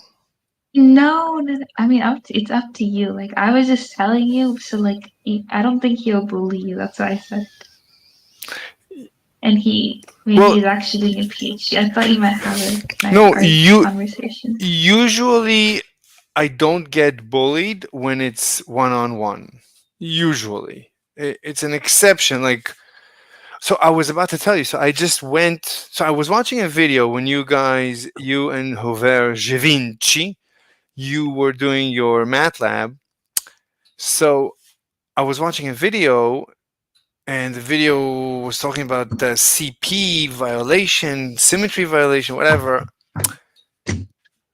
And I didn't understand something, so I went to the globes to ask the question. And Doctor, Mister President of the Earth, he answered. And this guy, I had to mute him on my server because of how nasty he always is. But he was actually nice, and he actually started answering the question. And then anyway, so but usually one-on-one people are not abusive. It's in groups. It seems to be that humans, there's like a mob mentality, there's a mob syndrome. It's like I call it Bandwagon. Yeah, you're right. bandwagon. Yeah, I mean they call it also group dynamics. Mob mentality or Yeah. So like people in a group, if they see one person being abused, so paradoxically they'll join in. It's really weird, but like it's not. You're not gonna. People like one-on-one, they'll come and help you, especially if you come to them and ask for help. But and there was once a video somebody made that he was walking down the street and he just fell, and no one came to help him. Like he made a Bystander syndrome. yeah. Once someone overlooked it, everyone overlooked it, and he that's it. So pathetic. it's pathetic. Mm-hmm. Yeah, that is pathetic. I mean, I always get mad about like cops doing that, like whenever someone gets hurt, because like they're actually trained to administer aid, so they should be doing it the most of everyone. I mean, but Yeah. when you think about it, I mean, after all, I mean, humans, you have to think about it. Like you would do it too if you walk down the street, you see everybody is ignoring this guy. But that kind of bites you in the butt though a little bit because you know what happened. Actually, let's finish your story first. And No, I'll no, finish mine. I'm saying it Yeah. makes sense for humans to behave this way Mhm. because, like, if you think about it, you walk down the street, you see somebody lying on the sidewalk. I mean, okay, maybe I should help him, but maybe he's crazy. Maybe he'll pull out a knife and stab me. Like, what? Why? I don't need this. My life is difficult enough. I don't know. It's too it's too dangerous. At the end of the day, it's not economical. There's the cost benefit analysis. It could be very costly. Most likely, it's not going to be beneficial. So we Mhm. humans, we are self-optimizing, and we do this calculation very quickly in our brains, and we run through many scenarios very quickly, and we all decide, let this guy die. And that's life, and that is also maybe why we are doomed, unfortunately.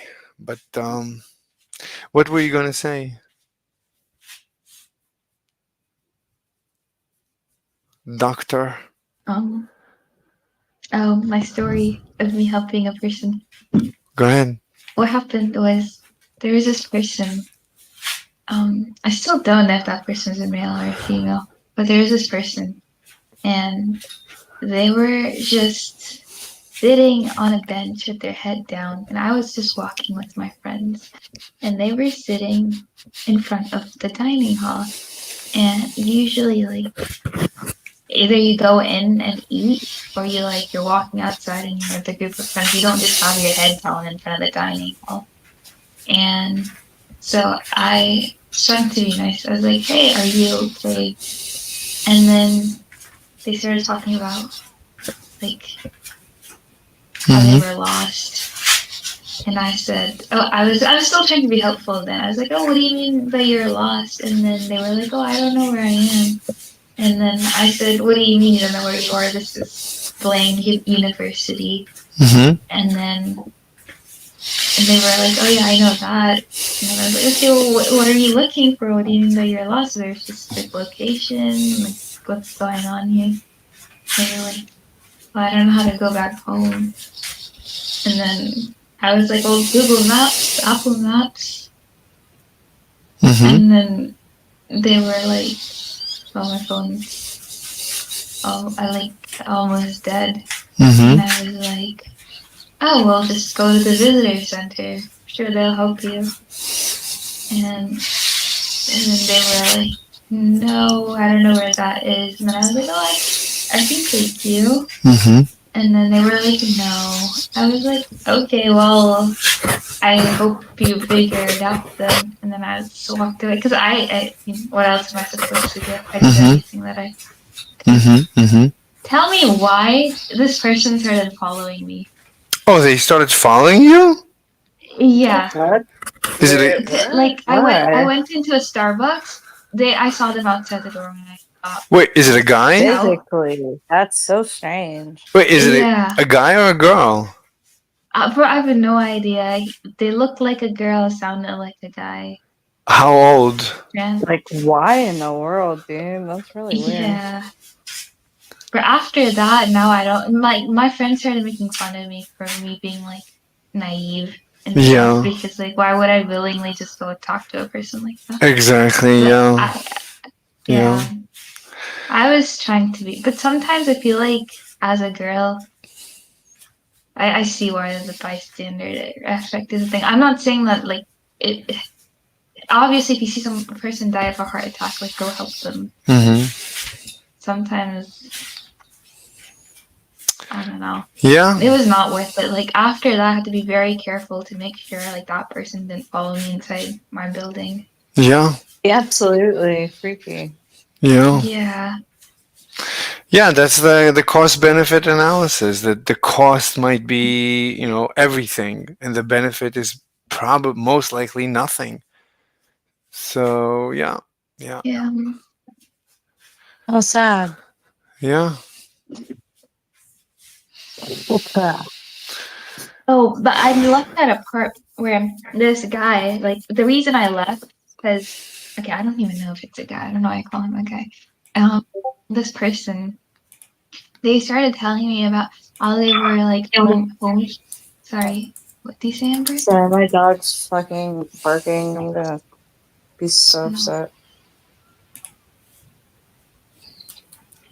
Yeah, they started talking about how they were homeschooled, how they've never been to universities and stuff. And I don't know.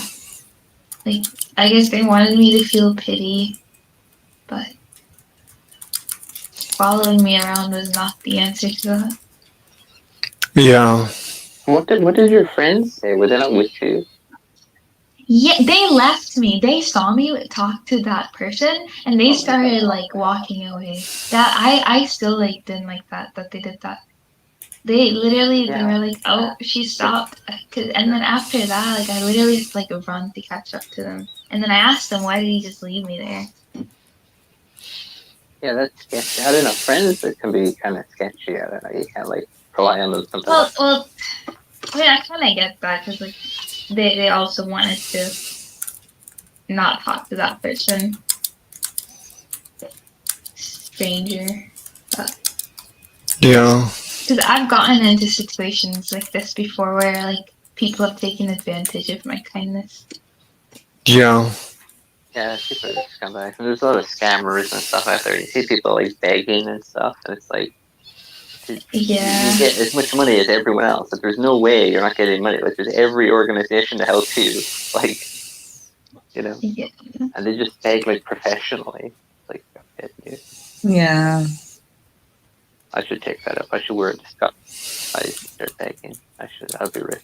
I'll make some And money. then, yeah, there's this guy in India who like just begs every day apparently, and he's like a millionaire by begging. Yeah. Hmm.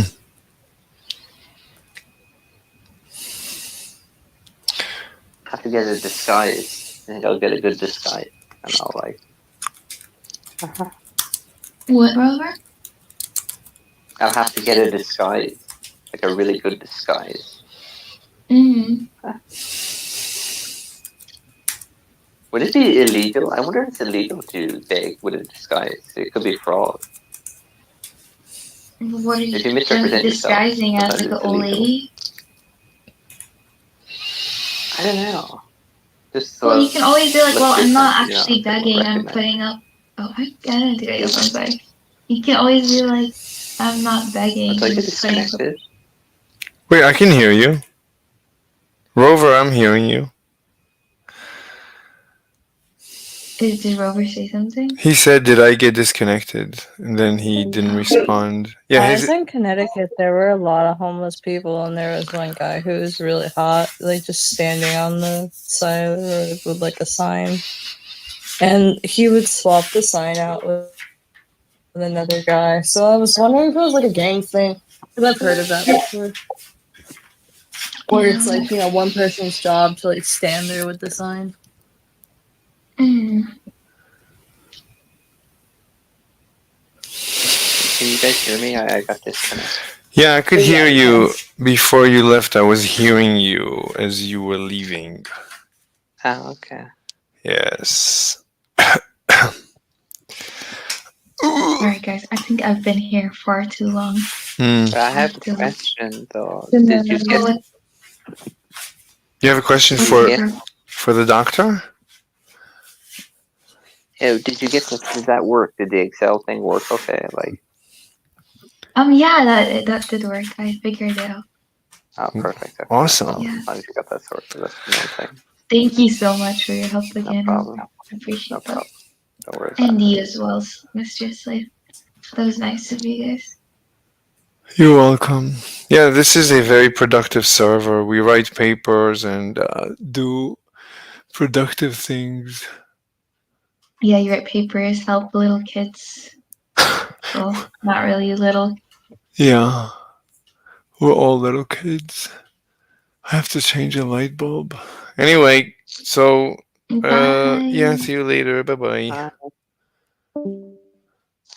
How do you open? I have like I need to change the light bulb, but I don't know how to open the container. Like I don't know how to open it. How do you open this thing? Jesus Christ. Which is a container of light bulbs? No. It's the thing with the light bulb is inside it. How do you open it? Like there doesn't seem to be a thing like you're supposed to unscrew it or something. How do you unscrew it? Unscrew what? Where the light bulb is. The light bulb is inside, this glass cap. On the ceiling, you have like the light Oh, you have to fixture. unscrew it. Yeah, yeah. Yeah, but I'm unscrewing it, but nothing is going on. Maybe you have to press it up into the ceiling a little bit and lift up and then turn it. Maybe, I don't know. No, nothing is going on. Yeah, that's weird. Yeah, I don't know. I need Uh, like when you buy things, you always throw away the documentation. yes, yeah. And then you Maybe you take a picture of it and ChatGPT will identify it for you. That's genius. That is absolutely genius. You know what I notice when I listen to my stream? Like when I make fun and like make these crazy noises, usually I start laughing. Like I find them to be so entertaining. Like making fun of myself. Yeah, It's so funny. Like I really it laugh. tickles me pink. Precisely. Anyway, like you see this noise I just made when I when I listen to the playback, those are the most beautiful, the funniest noises in the universe, supposedly. Anyway, what papers do I need to write? Let's go to in Plogles. I just So realized it's like 2 o'clock in the morning. I gotta go to sleep. okay, go to sleep. I'm probably gonna be here when you wake up because I just started streaming. I just had breakfast and coffee. Alright, then good night. Good nighty night. Don't let the bed bugs eat you to death. Okay, then. All right. Hamburger, do you want to write papeles? You want to write papeles or you want to watch YouTube vids? Yeah. Oh, you want to write papers? Yeah, I'm Oh, super high, so it's like a great time. wow. That's pretty incredible. Do you know how to say? And my husband's gone, so this is great. We can just do physics all night. That's going to be difficult. Anyway, let me share meinen Screen. Meinen Screen. Okay, I'm sharing meinen Screen mit Sie. Do you speak German? No. Well, you should. You definitely should. So one paper I need to write is why Einstein and Lorentz are both correct. That's going to be very difficult to write. What is going on? Who is Gizmo? Hello, Mr. Gizmo. Mr. Slave, I love you, but if you're broadcasting to YouTube right now, I need to know. Yes, I am. All right, goodbye. Goodbye. And are you leaving? You should stay, dude. We're writing a paper. Oh. He's afraid of the ops. Look, yeah, people that are afraid to be streamed, I can't help you. I'm sorry. I'm so sorry. But I know, I get it, but at the same time, it's 2024 and we're all gonna be live streamed everywhere. We are all the time anyway. yeah, I concur. I must concur to you. All right, let me check it. Okay, second paper. Why an interferometer detection of the ether is a violation? I don't know.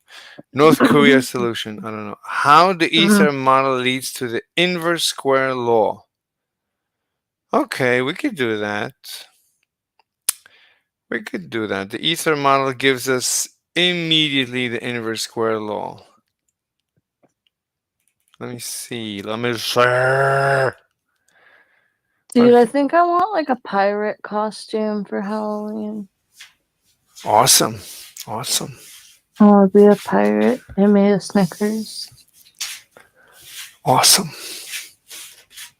Woo. Nevertheless.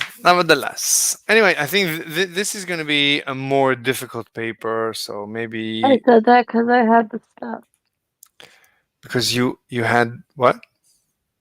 I have pirate stuff. Oh, it's good. That is very good. Very good, my I'm so friend. high. That's good. Oh my god, sorry. What are you trying to do? Physically? Physically. I was trying to do physically. Let me just check it. I just want to check the stream. I just want to see what people are seeing because there's always an issue with the streaming services, the streaming. So you can't see what I'm streaming. Yeah, you can't see what I'm streaming. It's really horrible. It's really horrible. Why is it not working? I don't comprehend it. Do you comprehend it? Do you have any comprehension? Mm-mm. Exactly. Wait, they can't. Oh, they can hear you. Yeah, they can hear you. They have the power. Nevertheless. Okay, how the ether model leads. Okay, that's difficult. Gravitational waves in the gravitational ether model. Okay, that's easy. That's easy. That's easy peasy. Easy peasy. Easy. All right. All right. So how do you do this? How do you do? How do you do? How do you do? How do you do?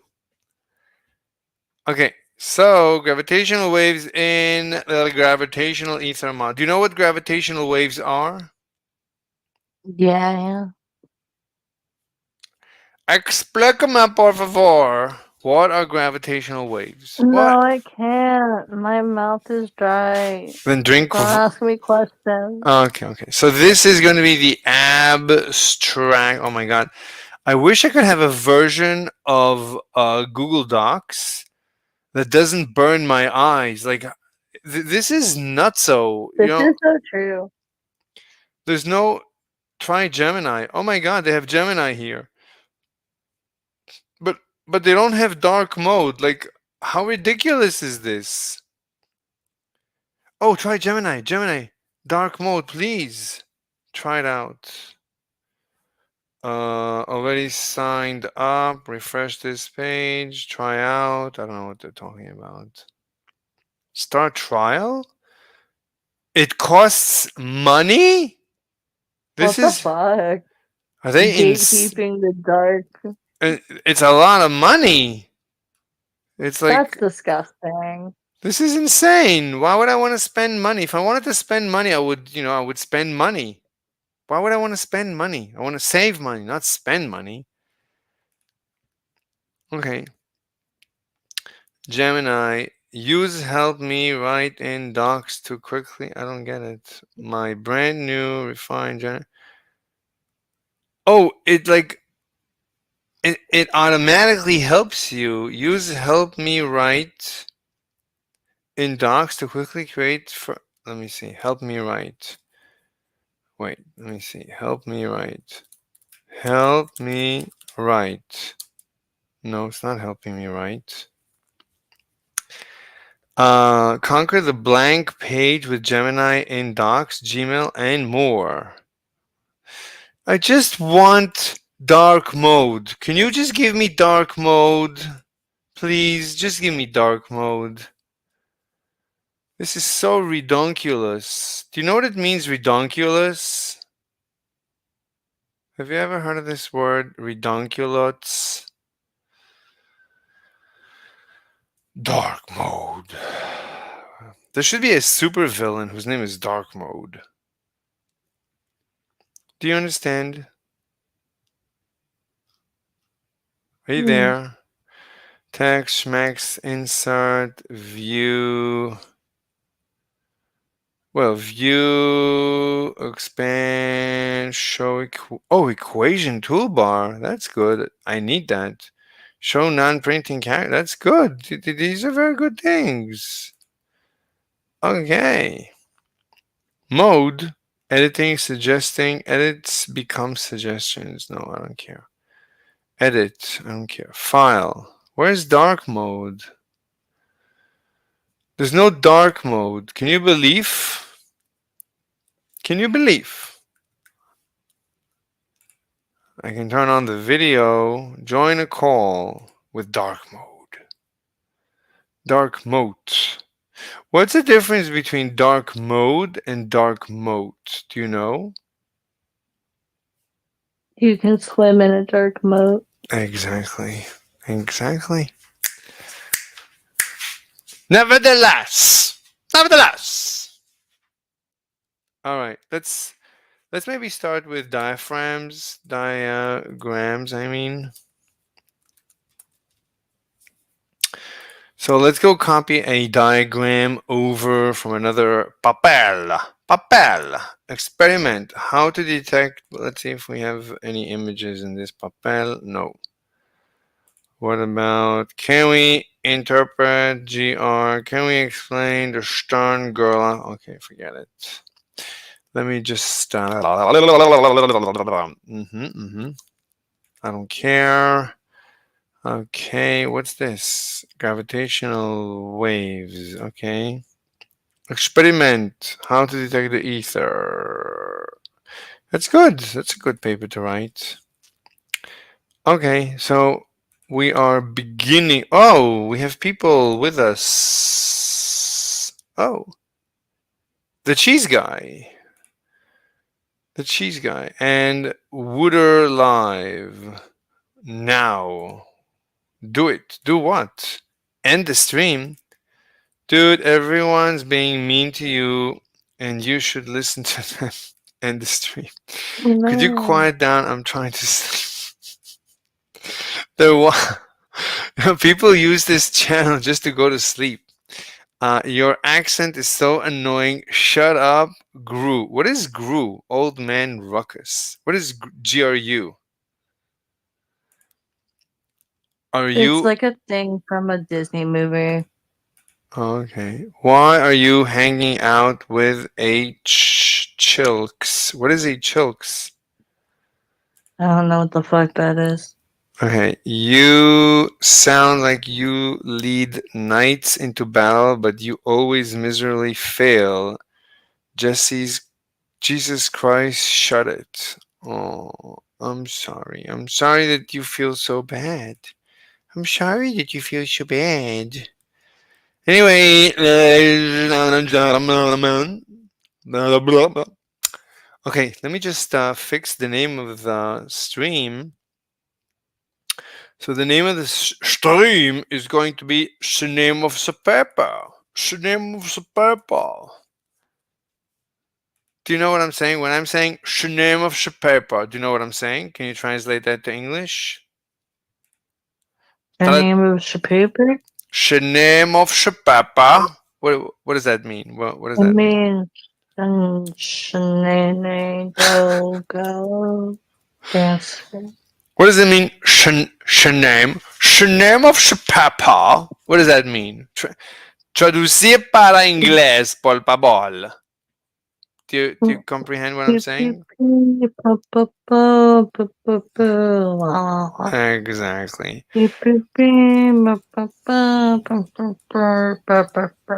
Very good. Very good, young Anakin.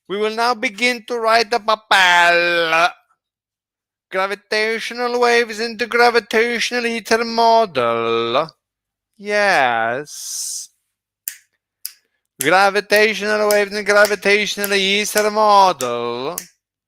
Yes. Yes, I'm listening. Yes. Yes, I'm listening. Yes. Very good. Very good. So what's the answer? What's the question? What is the question? Nevertheless. Oh, we wanted to have a diagram, a diaphragm. No. Let me grab a diaphragm from another papel. Papel. Papel. Papel. Papel. A new theory of everything. Everything. Everything. Very good, everything. Okay, we captured. We captured everything. Everything become captured. All right, let's paste. There you go. There you go. There you go. There you go. Wait, Amberger, are you falling asleep? Mm-hmm. But we need to write the papel. Do you want your name on the papel? I'll just fall asleep for like a second and I'll wake up and I'll know the science. Exactly. Wait a minute. My name doesn't show up on one of the papers. That is an abhorrence. Can you say that is an abhorrency to me? Like, what's the noun of abhorrent? Mm-hmm. You know how Indians they pronounce the last consonant of every word like their lives depended on it. They always go like dependent. They would say dependent. Did you notice? Yeah. And Tim Pool he does the same. He's like when he's Tim. Wait. Probably because he's always talking to them on the phone. Oh, oh, you think he employs Yeah, that must be Indianans? why. Oh, you are a genius. Did I tell you you are a genius? Did I tell you that? La la la la la la la la la la la la la la la. I don't have the date. Oh, I'm gonna put 24th on this paper. Let me open. I gotta that's my close. birthday. Wait, you have a birthday? How's that possible? Yeah, I Wait, was like out. I came out of a lady. you came out of a lady? Yeah. That's impressive. Tell me more. La la la la la. La la la la la la la la la la la la la. Hello. Hello. Let me move some Vindes. Do you know what is Vindes? Have you ever heard of Vindes? Are you familiar with the No. Vindes? Not familiar with the Vindes? No. The Vindes is just windows in a German accent. Vindes! Can you say Vindes? Cleaner. Exactly. Oh my god. The brightness is destroying my life. I cannot handle the level of brightness is chipotle level. Chipotle. I just turned my phone like onto the other side so I can't see it. It's horrible. Close tabs to the right. I cannot handle it. I cannot believe. No belief. No belief. You know what it means, no belief? You would never believe. Hmm. La la la la la la la. Okay, gravitational waves. I'm gonna put your name on it because you are guilty as charged. Your name is Amberger und Fritas. Hamburger and fries. And I'm gonna put my name again, some lowercase. MR Slave. und Emma Slave. September. What is today? Today is 10/24, right? 10/24. It is indeed.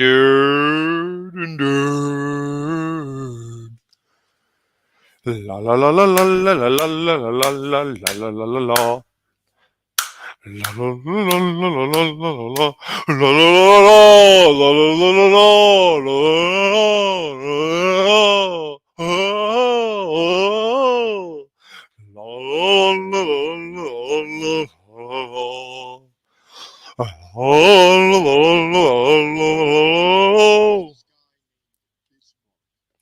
Bismarck. Jesus. I am Bismarck.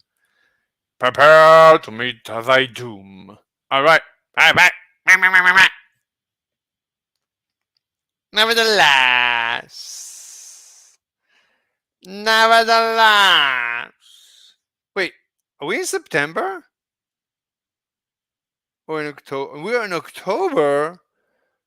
Oh, Jesus. Jesus. We is in October. Jesus. October. How do you spell October? Wait, Amber, are you sleeping? OKTBR. Okay. Amber, did I tell you that I feel that you are off the chart, super duper genius? Go. Yeah. Let's sing a My song. secret is tofu. That's phenomenal. And now, prepare to meet thy doom. All right, so this paper will be called Gravitational Waves in the Gravitational Aether Model. Abstract. We'll come back to the abstract. But first, we will begin with an image. A beautiful image. A beautiful image, I tell to you. A beautiful image. All right, so we're talking about gravitational waves. Gravitational waves, we must to remove, delete, delete.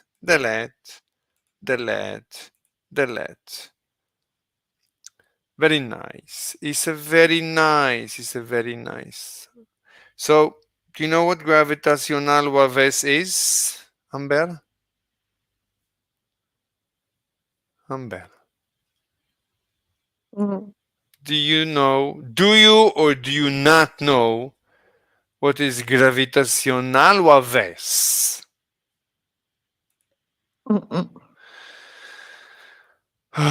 Gravitational waves, it's a mean gravitational waves, but it's in a weird accent. I don't know who would say that, but I'm sure somebody says that. Gravitational waves.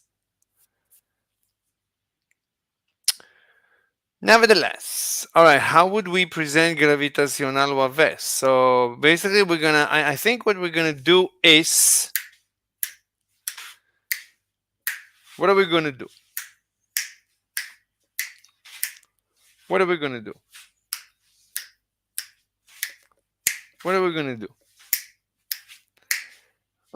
We could have two black holes, but that would be like too easy. But maybe we should start from that, like two black holes that are waving about each other, and they spin and they spin and they spin, and they're waving up the ether, right? Because according to them, right, they agree that it's waving, so it's a fluid. Wait a minute, they agree that something is waving. I mean, if it's waving, no, it could be a solid. How do they see it? What is waving? According to them, like what the heck is waving? Like to them, it's such a weird thing to have a wave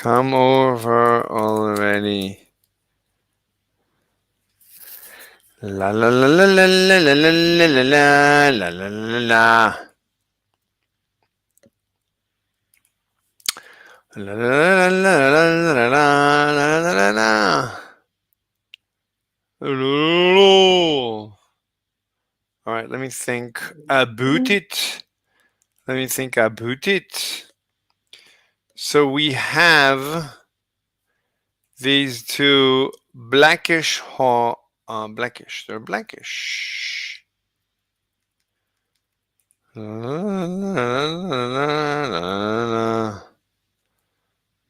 gonna let me bring this up a little bit higher. I don't know what to do with this. This is so difficult to draw.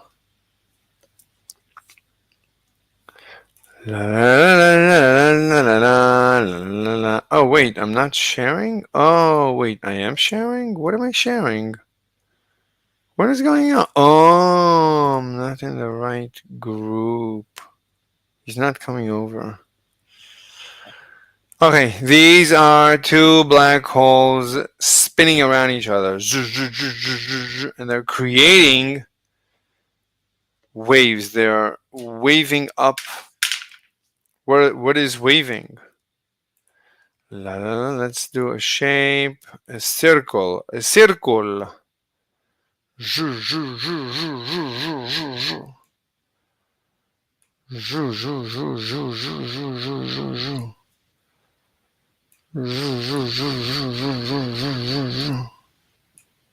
Is this a circle?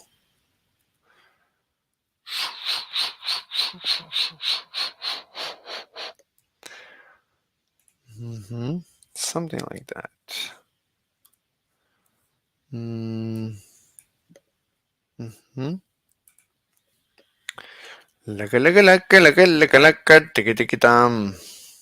Amber, are you sleeping?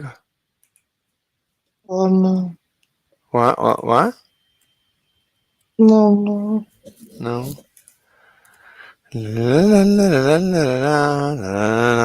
All right. I'm just gonna create more and more waves. Waves.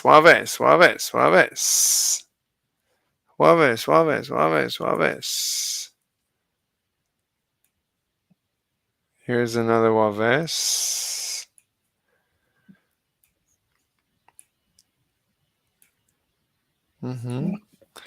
Another waves. Do you know what is waves?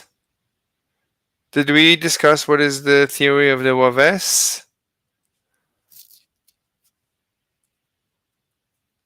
Embinger?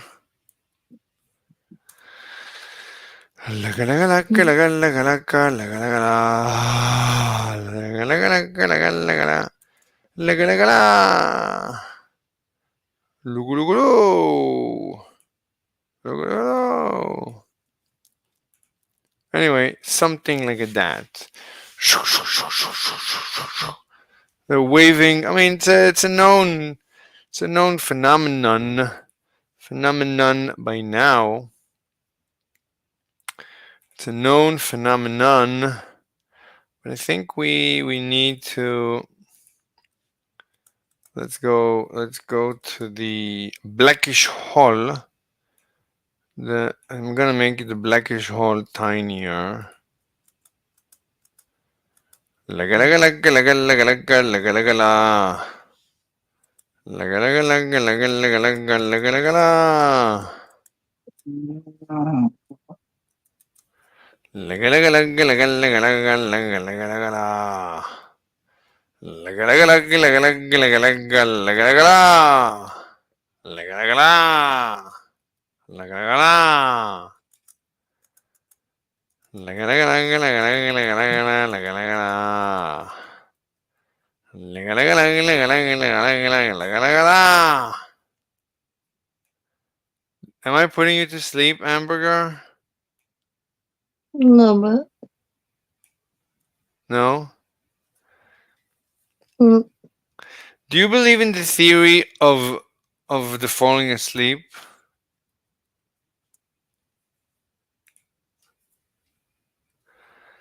Lag, lag, lag, lag, lag, lag, lag, lag, lag, lag, lag. Lag, lag, lag, lag, lag, lag, lag, lag, lag, lag, lag.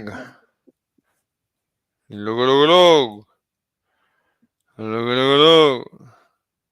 All right. Do you want to go to the other server to make fun of those idiots? Yeah. Oh, okay. Let's go. Yeah, just send me an invite though, because I'm tired. All right.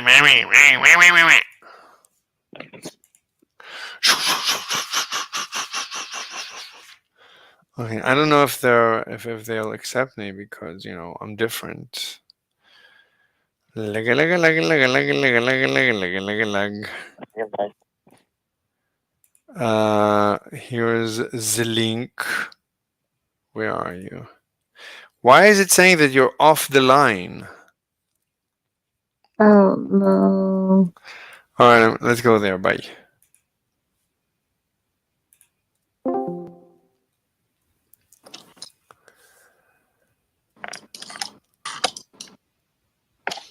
Hello.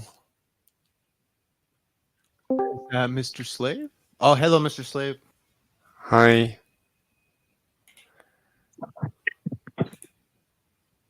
My God, do Vancouver, Washington.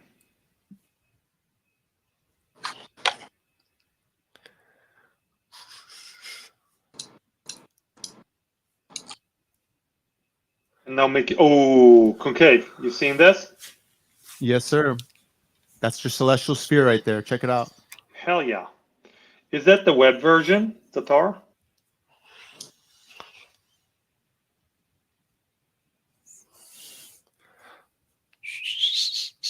Oh, sweet.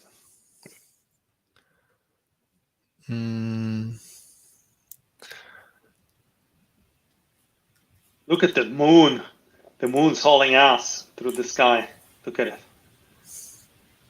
It's made of plasma, man. You can tell, right? Oh, still see the moon. So in this view, a hack for remembering retrogrades. In this view, so your concave view, Mercury and Venus retrogrades when it gets in between the sun and the Earth. So if we see it like this, you have the sun. When Mercury and Venus start to come in front of the sun, is when it'll begin its retrograde. All the other planets, they retrograde when they're the opposite side of the celestial sphere. I wonder why. Relative to the sun. Nice. Yo, this is a big secret in concave Earth. You see that Cygnus constellation? That Cygnus constellation, in that constellation, there's a star, I think it's called X. It's roughly 34 degrees latitude. Apparently, cosmic rays are sourced from that fucking constellation. Wow. Okay, so you're aware of it. Never mind then.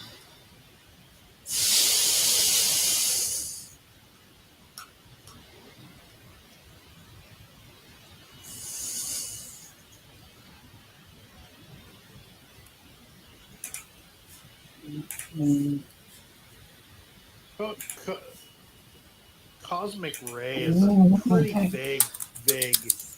Yeah, let's just leave it at that. Let's relax tonight and let's just roll with it for like 10 minutes. How about that? For 10 minutes, we're just gonna let things slip. Just enjoy the visuals. Stop the debates for today. Yeah, no, actually, no, none of that. Just like, wow, look at those stars. The rotation of that celestial sphere, that's your sidereal time. 23 hours, 56 minutes, 4 seconds. And the sun's rotation is solar time, 24 hours. It's slightly slower than the rotation of that celestial sphere. And that difference over time, long period of time, a full 360 is 26,000 years. Beautiful.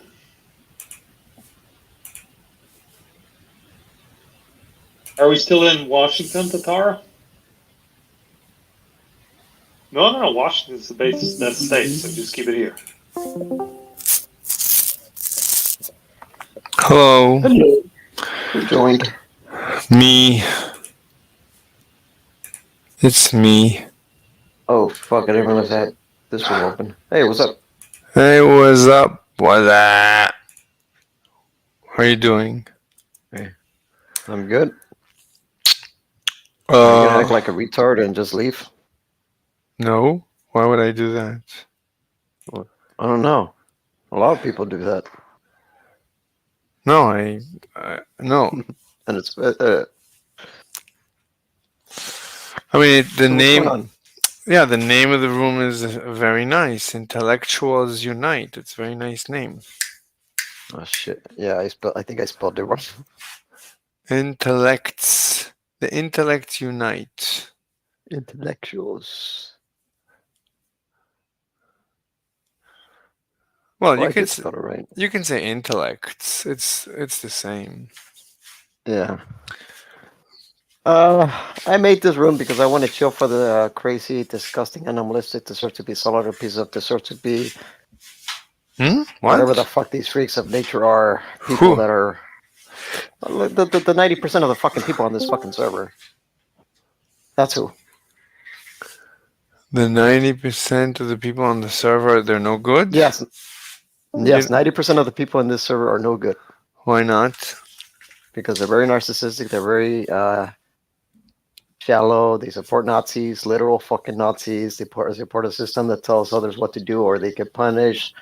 They don't see the reality for what it is. They're in denial. They have their own dogmatic views about the world, but they don't want to face the actual facts and that type of shit. Mm-hmm. Okay. I hope that answers your question. I mean, it's very general. It's what we call in physics general. It's the truth. It's the actual truth. I know it's a generalization, but it's the actual fucking truth here. No, I'm saying it's what we call in physics very generalized coordinates. Uh huh. So I don't know. So I don't Sure. really have an opinion. Do you smoke? No, I never smoked. Why? I do edibles though. But why don't you smoke? 'Cause I never smoked. Yeah. Why? I mean, you don't have to answer. Just I'm curious. No, because I never smoked. I mean, I never drank alcohol, so What? Why? I never tried it. Why? Why? Because I never tried it. I don't know. I don't like the taste of alcohol. It's too strong for me. What about coffee? Coffee? I used to drink that. I stopped drinking coffee because of the caffeine. I used to drink a lot of. I didn't even actually. I never drank the whole coffee though. Mm-hmm. So are you thin? Yes, I'm pretty thin. Mm-hmm. Yeah, I can tell. How can you tell? You don't know. Well, you said that you didn't finish your coffee. Yes. That's a symptom of someone who is thin. Really? That's like my intuition. Like I think Oh, I people. never heard of that. Yeah, like people who are thin, they eat and drink only until they're very sensitive to their intake. When they're full or satiated, they feel it and they stop eating or drinking. And Thank you for that information. I didn't know that.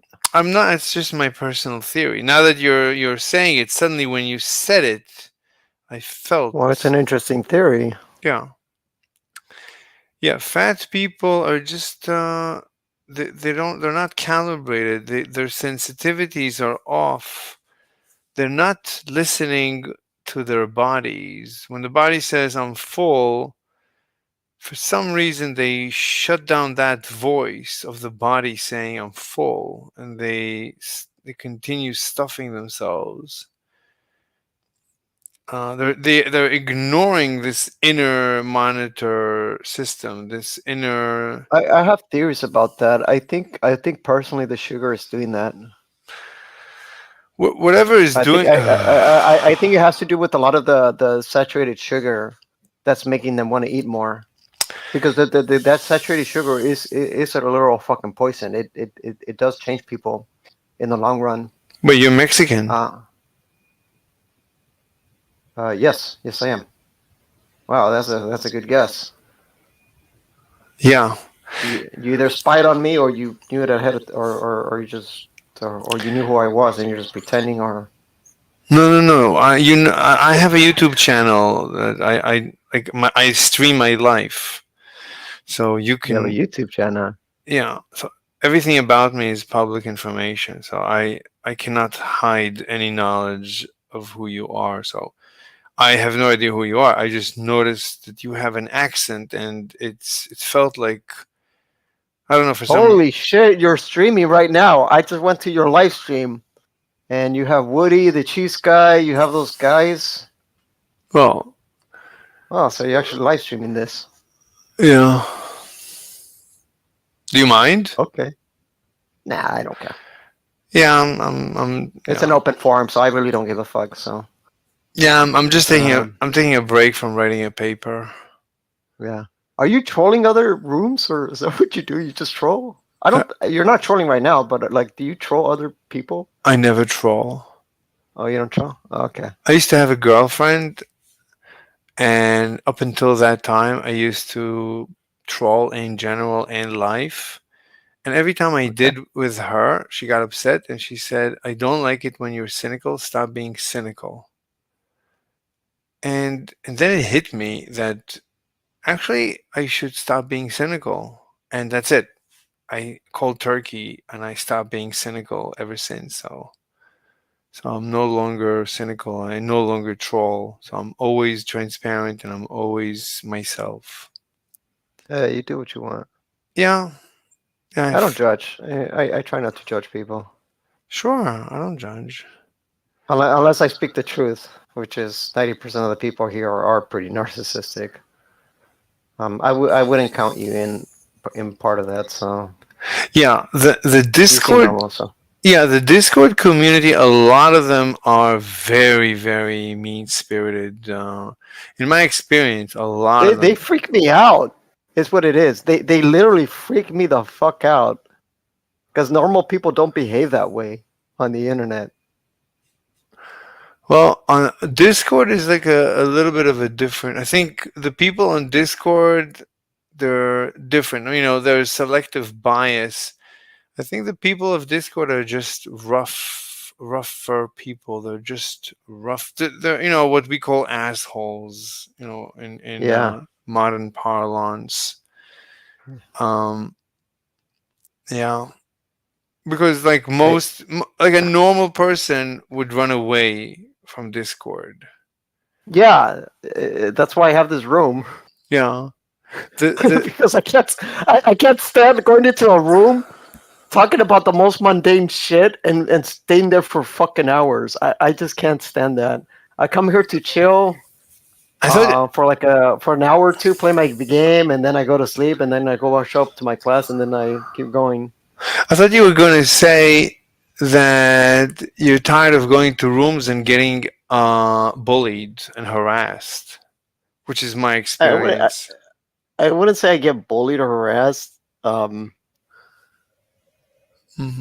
know, like when I go to rooms and by the way, are you are you high right now, or is that just your voice? No, I'm never high. I'm never high. Okay, so it's the way you I never. Okay. I don't have a problem with getting high, but I'm simply never high. I just. Oh, that's fine. Yeah. Okay. This I lost track of what I was gonna say. About rooms and being harassed and bullied. You never get bullied on Discord? Yeah, I think practically everybody's a bully, but Wait, why is there an exclamation mark on the name of the room? Is there? I think red. Oh, red one. What is that one? Oh, I think you're reading the wrong room. No, the intellects unite. There is no explanation. No, Mark. there's a red one. There's a one with a red. Oh, maybe it's a message. Oh, maybe. Oh, you mentioned me. Please read that to him. Thank you. Oh, Jules What? Bond. No. What's that bitch doing? Yeah. Oh my god, that's the fucking enabler. I sent her a text. You I'm like, oh my god, she's offended. Oh, that little message that I gave her. Oh, it didn't make her feel good to the point where she has to respond back. What a fucking piece of shit enabler she is. I mean, what happened? The other piece of shit that she was, I guess it was her room. The other guy was. I'm gonna screenshot that. I'm sure. I got confused. The moment you said that, I was like, wait, what's going on? Jules, what? Wait, she actually responded to this? You can see on. Oh my god, that is so sad. Look at my stream. What happened was that she was in the she was in another room. I guess she was owner. I showed up. I was consistently overtalked. And yeah, I called the guy a piece of shit because he was, and then I got kicked out. Hey, what's your major?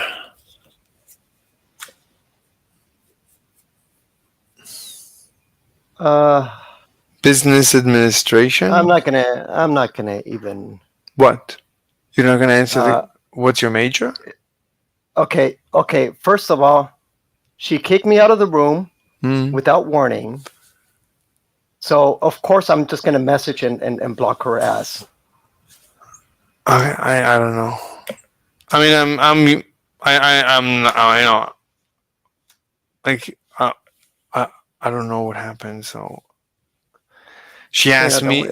She asked me to read it to you. So I fulfilled my obligation. Look, oh, she's upset. Okay, wait, somebody else. Shadow. Hello, Shadow. Wait, what's going on? Javier de Young?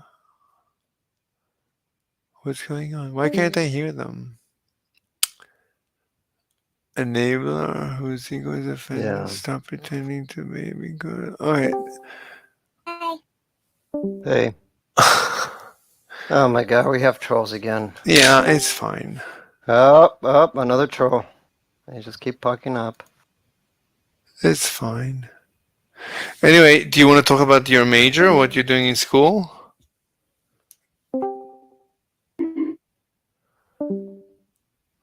Oh my god. Well, I don't know if she was the one that kicked me, but either way. No,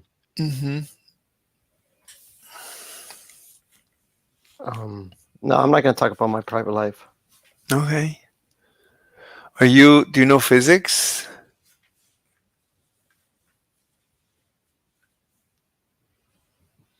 Do you know?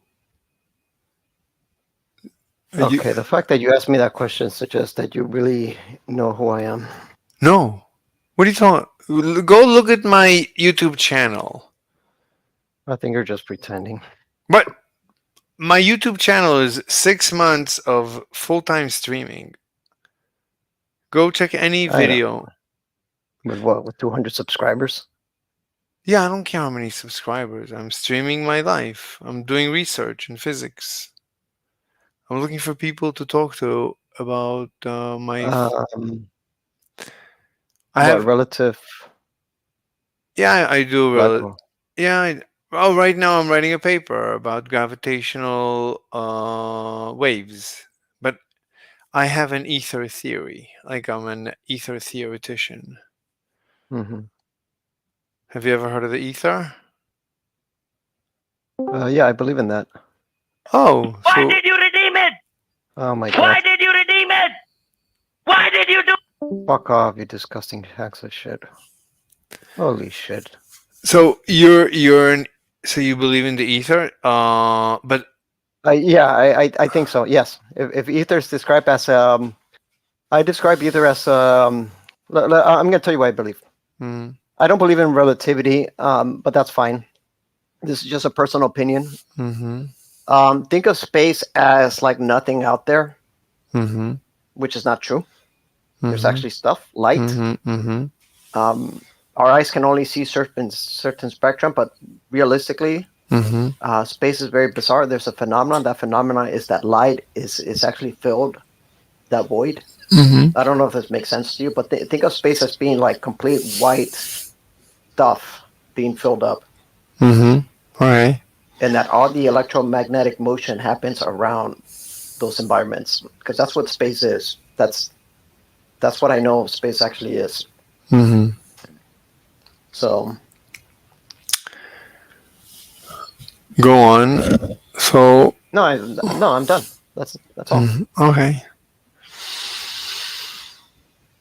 Okay. Like my ether is really intricate. What was that? I find those interruptions to actually be very funny. Well, they're sometimes annoying. Yeah, to you, yeah, but to me, it's like it's really funny. Like you like I can see how you feel, because I feel the same. When people come and make noise on my server, I immediately mute them and ban them. But now that it's happening on somebody else's server, I find it to be really funny. And like I would welcome all these crazy noises. Like every time it's something else. It's so funny. Look, they're being creative. They're investing in creativity and how to annoy us. That in itself is entertaining. Anyway, yeah, I wrote like 10 papers by now about my ether theory, and I still have like 20 more papers to go. So my ether theory is starts with gravity. So my question is, why do apples fall? Do you know why apples fall? Why do apples fall? Because there's a force of gravity that pulls it that causes it to accelerate towards the ground. Right. But why is there a force of gravity? What causes gravity?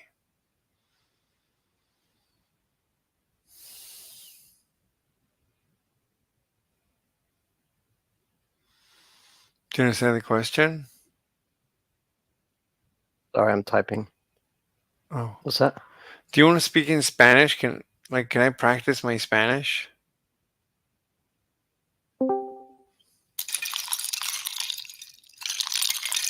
Oh my god, that's so funny.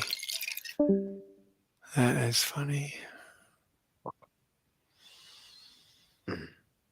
Okay, anyway, do you want to talk? Or you want me to leave? I'll leave. I don't mind. No, it's okay. I might take off. I don't know. You can leave if you want. I'm not gonna get offended or anything. No, yeah, because I wanted to talk, but you're a little bit busy and stuff. No, I'm just I was just typing. It's fine. My brain cannot multitask at the moment. So okay, so we're talking about ether and your theory of apple falling down the tree. Well, what's the theory? Apple falling down the tree. Why does the apple fall from the tree to the earth? So you said gravity. So I asked. Gravity. Yeah, the force of gravity. Yeah. So I asked, what's causing? So another. Yeah, that's a good question. Yeah. I have my own theories. I'm not gonna explain it, but if you believe in relativity, you could just say the warping of space-time or something. I mean, the question is, like, I need something to cause the apple to fall. Like, what could be causing the apple to fall? So, when people say the bending of space-time, I don't know what that means. You understand?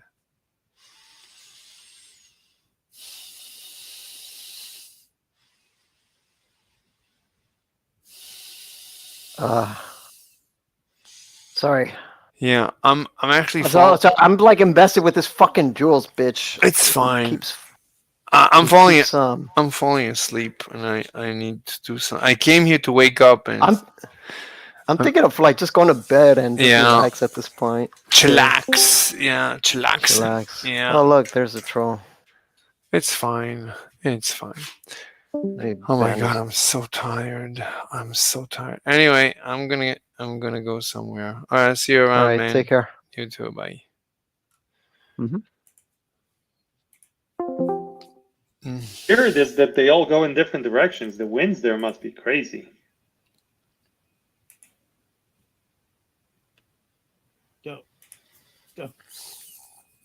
Don't pay attention to that. Oh, the harp controls the wind, which then controls the satelloons. Got it.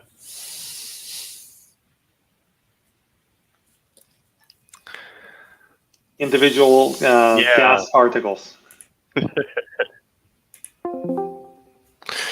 La, la, la. Did Amber fall asleep? She probably fell asleep.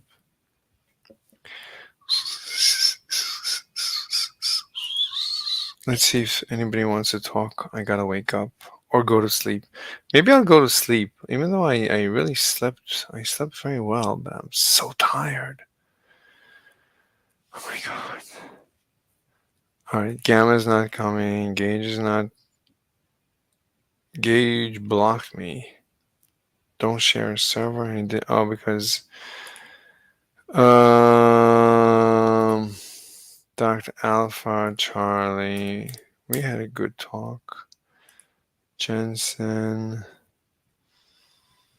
Hover went to sleep. Gnostic went to sleep. Divine,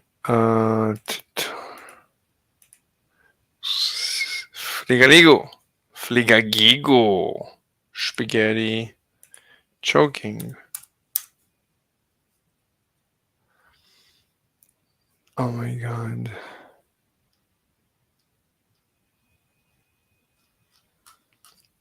I'm tired.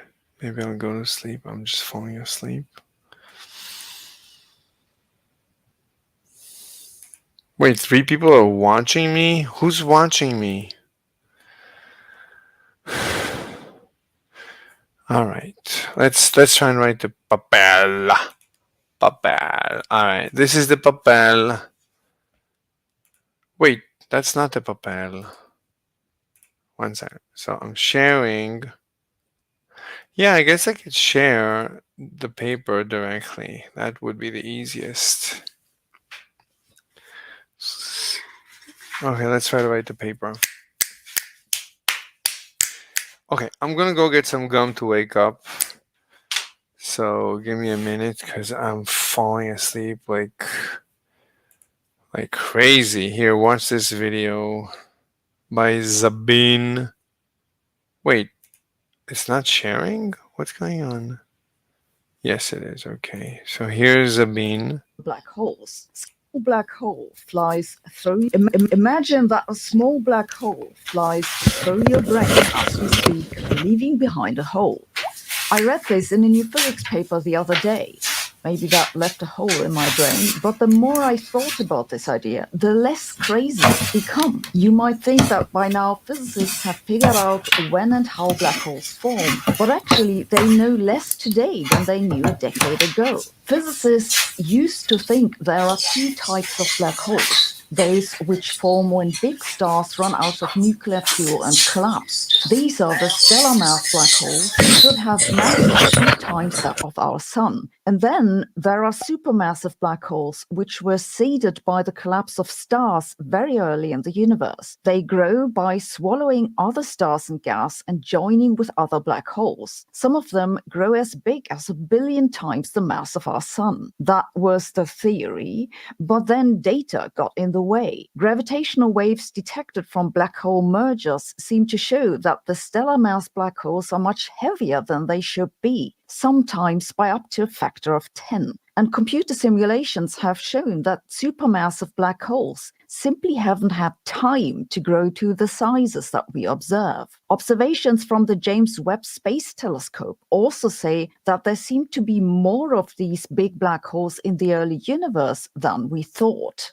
So maybe we don't properly understand how black holes form to begin with. There are only two situations that we know when the conditions to make a black hole occur naturally. The first is the collapse of a star. The other is fluctuations in the superhot and dense plasma which filled the early universe. Imagine a soup so clumpy it collapses to black holes. That's the idea. And these black holes could be of pretty much any size. They're called primordial black holes, and they would have been around before the first stars. Primordial black holes are one of the candidates for dark matter.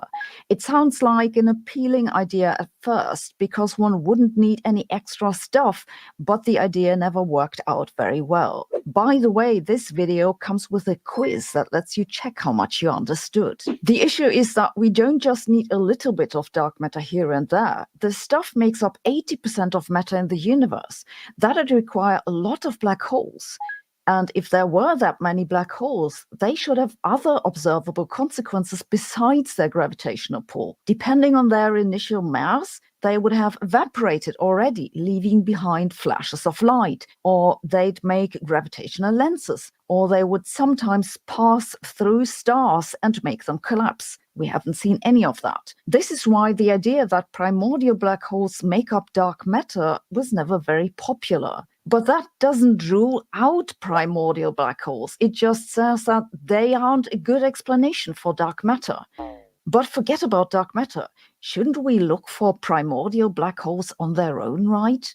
I don't know about you, but I'd like to know if there are literally black holes going through my brain. Well, this is where the new paper comes in. The authors do some calculations for what the consequences would be if small black holes passed through asteroids or planets or people on these planets. If the black holes are large enough, they might leave a planet or asteroid hollow in the core. This could happen because the black hole might get trapped and then get stuck in the inside and eat up stuff that falls in. If they are much smaller than the object they pass through, they will leave tunnels. These tunnels can be ridiculously tiny. Just to give you a sense of scale, a black hole with a mass of 10 microgram would have a diameter of just about 10 to the minus 35 meters.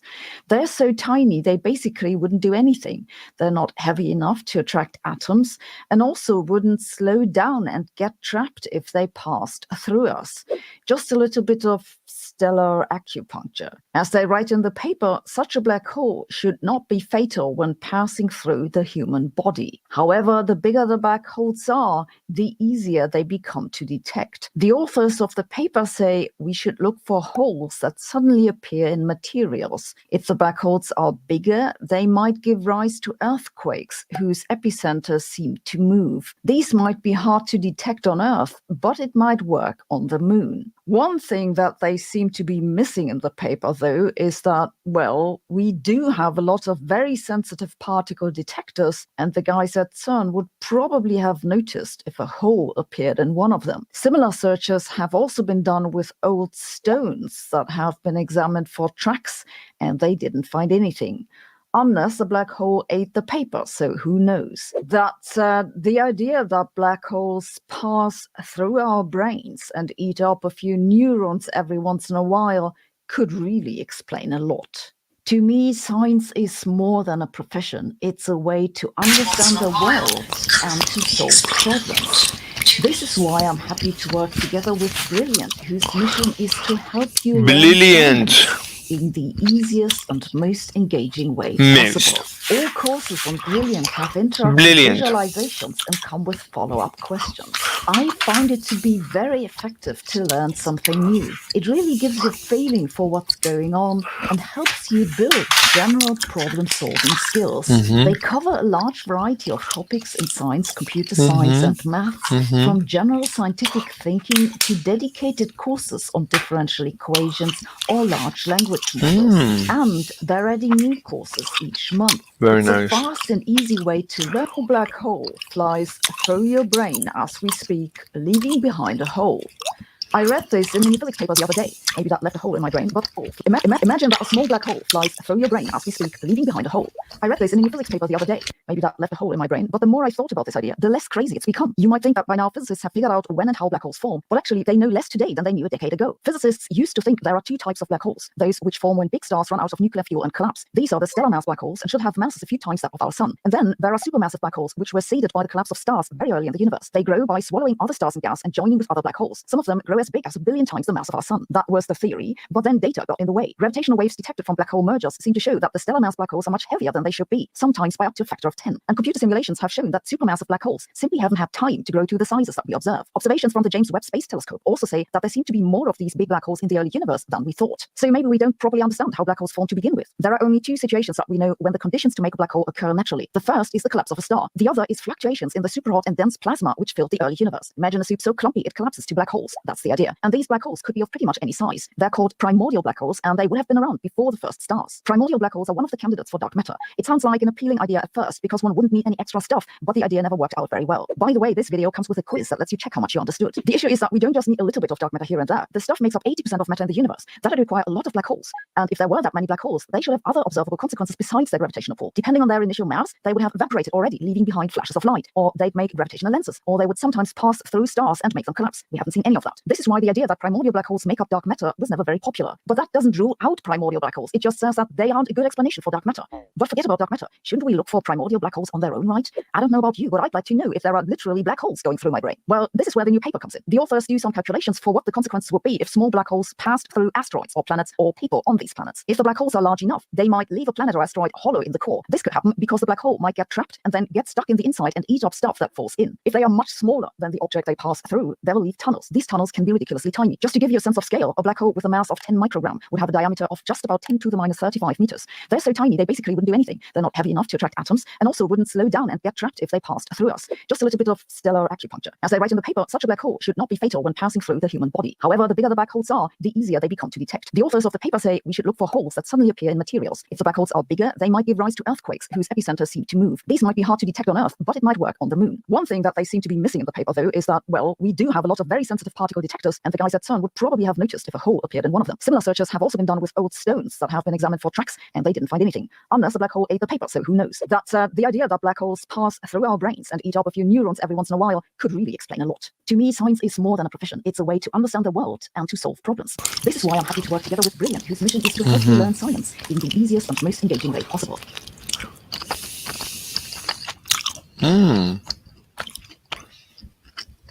School them on pretty much everything. Oh, did I? Okay, cool. You missed it. It was so funny. Really? They don't. Oh, do you want some cream in it when you soy it? Yeah, no, I'll pass. Can we soy it up for you? Would you like a little more soy? Yeah.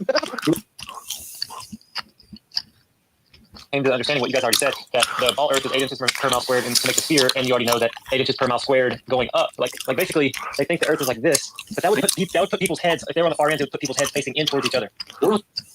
Did she laugh at me? Well, she works for UT Health, and it's the same color orange, and she wants that Subaru with the sunshine orange, you know, that little orange Subaru? But those are pricey. You know, they only made them in like 14, 15, 17, 20. Morning. Like, let's see, tomorrow at sunrise, it's going to be, and that's at 6:41 a.m. I just predicted the sunrise on flat Earth, so he'll just like out of the blue. He was having mic issues, and I thought maybe he was just resetting because he couldn't get his mic to work, but sometimes I worry about him. Yeah, I thought maybe got banned like mid-stage, but yeah, I do remember him like trying to get it times. It's going to be, and that's at 6:41. It was like 100. 15, 17, 20. Maybe. I just want to throw it out there so you guys heard about it. It's supposed to have a hole drilled in looking at flares, too. The battle of the beams type shit. Otherwise, they're just going to retract and say that it's going in the opposite direction and you just can't see it or whatever. I was listening to some of it last night. It's pretty much inverted globe. I almost think I could get him to. I think I could convince him I'm Nigerian. Can anybody help me work that out? I think we send him. You just need the tax. You'll have all the money. I think he'll send some. Well, it's a question you can ask, but people doing the Spider-Man above us. They're taking up to the ceiling. We're on the inside of this ship. They got Antarctica still. They're all collectively. I'm waiting for. Who's perspective? It's like find a way to make those available to people that are interested in them. And like I can typically answer most questions on them, but yeah, that would be again the bridge thing. Dude, I think the reason why I laugh so much about it is because I've done it for so long. These people that just observed an optical phenomenon decided that that's a curve, and however you pronounce it, the Verrazzo, whatever. The weird Italian name Narrows Bridge is the one that they want to hang their hat on next to Lake Pontchartrain, which is ironic because Taylor destroyed that. Oh, dude, it's the flattest place in the world, bro. Yeah, exactly. So I saw a thing with my eyes, and therefore, it's the equivalent of looking through a telescope and going, I totally understand what I'm standing on. When you can literally just take a picture of it from the opposite perspective, but literally just 90 degrees the other way, and test with your eyes and go, yeah, don't jive. Doesn't matter how far you go back to. It's flat behind it. They built it purposely curved. Carry on. But yeah, I'd like to provide some drawings for guys that would be interested in just combing over them. The water is Is a bridge itself curving? Did they build it? Yeah. And I'll do the JPL and how it's no, definitely because of a constant is mass attracting mass. And it's like, no, Walter. That's not, you can't just loosely define a constant and then say, the JPL is you. That's not how it works. And all the other people are like, it's stolen. You will see your work for sure at some point. It's not even my work, it's just what I know about my work. Freshly grilled mid order. I love it. Well, yeah, it's good to hear you. Those two? It sounds like hell on earth. Long press, so like the last two times, I just got into the server and it's like, leave server. I'm like, okay, that's how you disconnect. Bullet point summary. Except it only recorded me, right? And I recorded only when I was on mute. So what it caught was 6 hours of Shane shit talking every fucking person here. So at the end, it was like recommending like subject. It was like, this is a very angry conversation. I don't know why you're so angry all the time. Upon reflection, I was like, ooh, yeah, that was terrible. Especially if you only heard me. Oh, that's funny as hell. Hey, I forgot to tell you guys. So you know how like I hate you guys. Hold on. Brian, let me ask you a question. Just want to know why do you believe what you believe? I miss the O'Brien where you're like, shut up. He wants to be King Wood. So he collected all the worst regs of all the worst kind of people. Omni and more joints. Yeah, we got solar rails or whatever. Conversation rate, dude. Yeah, all them 7 people that we don't care. It's like, damn, he went all the way to kindergarten. That's crazy. Damn. There I was eating paste. So there I was. Oh, that's fun. Let's give him the And so the Earth, as you go up, you just advancing and growing and learning, and I mean, coming out of our shell. What Tom just said is very important. Yeah. You're frustrated that we were saying. I mean, I think the debate is. I just trying to see what was going on there because we're not on a bus. There's absolutely nothing in the flight manuals. Like, look it up with AI and say, when they say, yeah, planes are affected by Coriolis, because I just looked it up, then what will you say, no, you say that the word Coriolis does not appear in flight manuals anywhere. Yeah, they're all not treated as stationary and the fact that the ball is not admit that. So readily I mean, that's a black swan opportunity for them too. You just challenge them to find one instance of that, and they still will be able to. This is a question I try to end with usually, whoever I'm arguing with on the plane. Ask them, what would be the difference in training pilots to fly over a stationary level Earth as opposed to training pilots to fly over a spinning ball? And people that are in the conversation long enough will automatically respond. It's no different. The spinning ball makes no difference from playing, even though it's separate from training. Okay, that's your answer. Then I don't think I'm to say. There was a paper down now that dealt with from the 1920s where this dude was proposing that the Navy needed to add some new correction tables to all their Navy guns and other ships and stuff. He was basically saying like, hey, we need to take the effect of Coriolis into account and all this stuff, and all these things that we have now don't use it. We probably should. And in fact, based on Coriolis, when we do the math, it would even affect like ship sailing and stuff like that. Like I think he said that the aircraft carriers, like the battleships and all that, would be 2 to 3% heavier. I think it was like 3% heavier sailing one way east west versus the other way. I was like, what? You're telling me that my ship, instead of sailing west when I sail east or vice versa, it becomes 3% heavier than it was sailing the other direction? I can tell you how he got that data. He sailed the ship in one direction, the data, the 3% figure, I got that data. Oh, yeah. He said he sailed the ship in one direction, forgot to refuel, and sailed in the other direction. He was 3% later. I'll hear you. You know, but it's just like, I love logical extension arguments because that's almost always.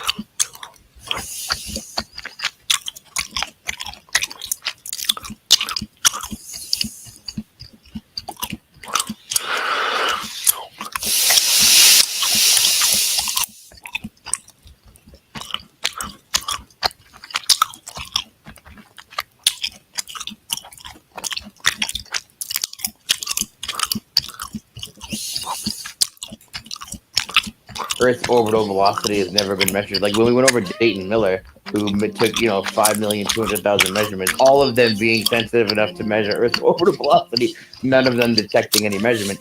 The only thing that we've ever quibbled over was the interpretation of the measurements of motion of some kind. Like I said before, from the framework of either a stationary Earth and a rotating ether, which is our framework, or from the heliocentric framework from a rotating Earth and a stationary ether. Those are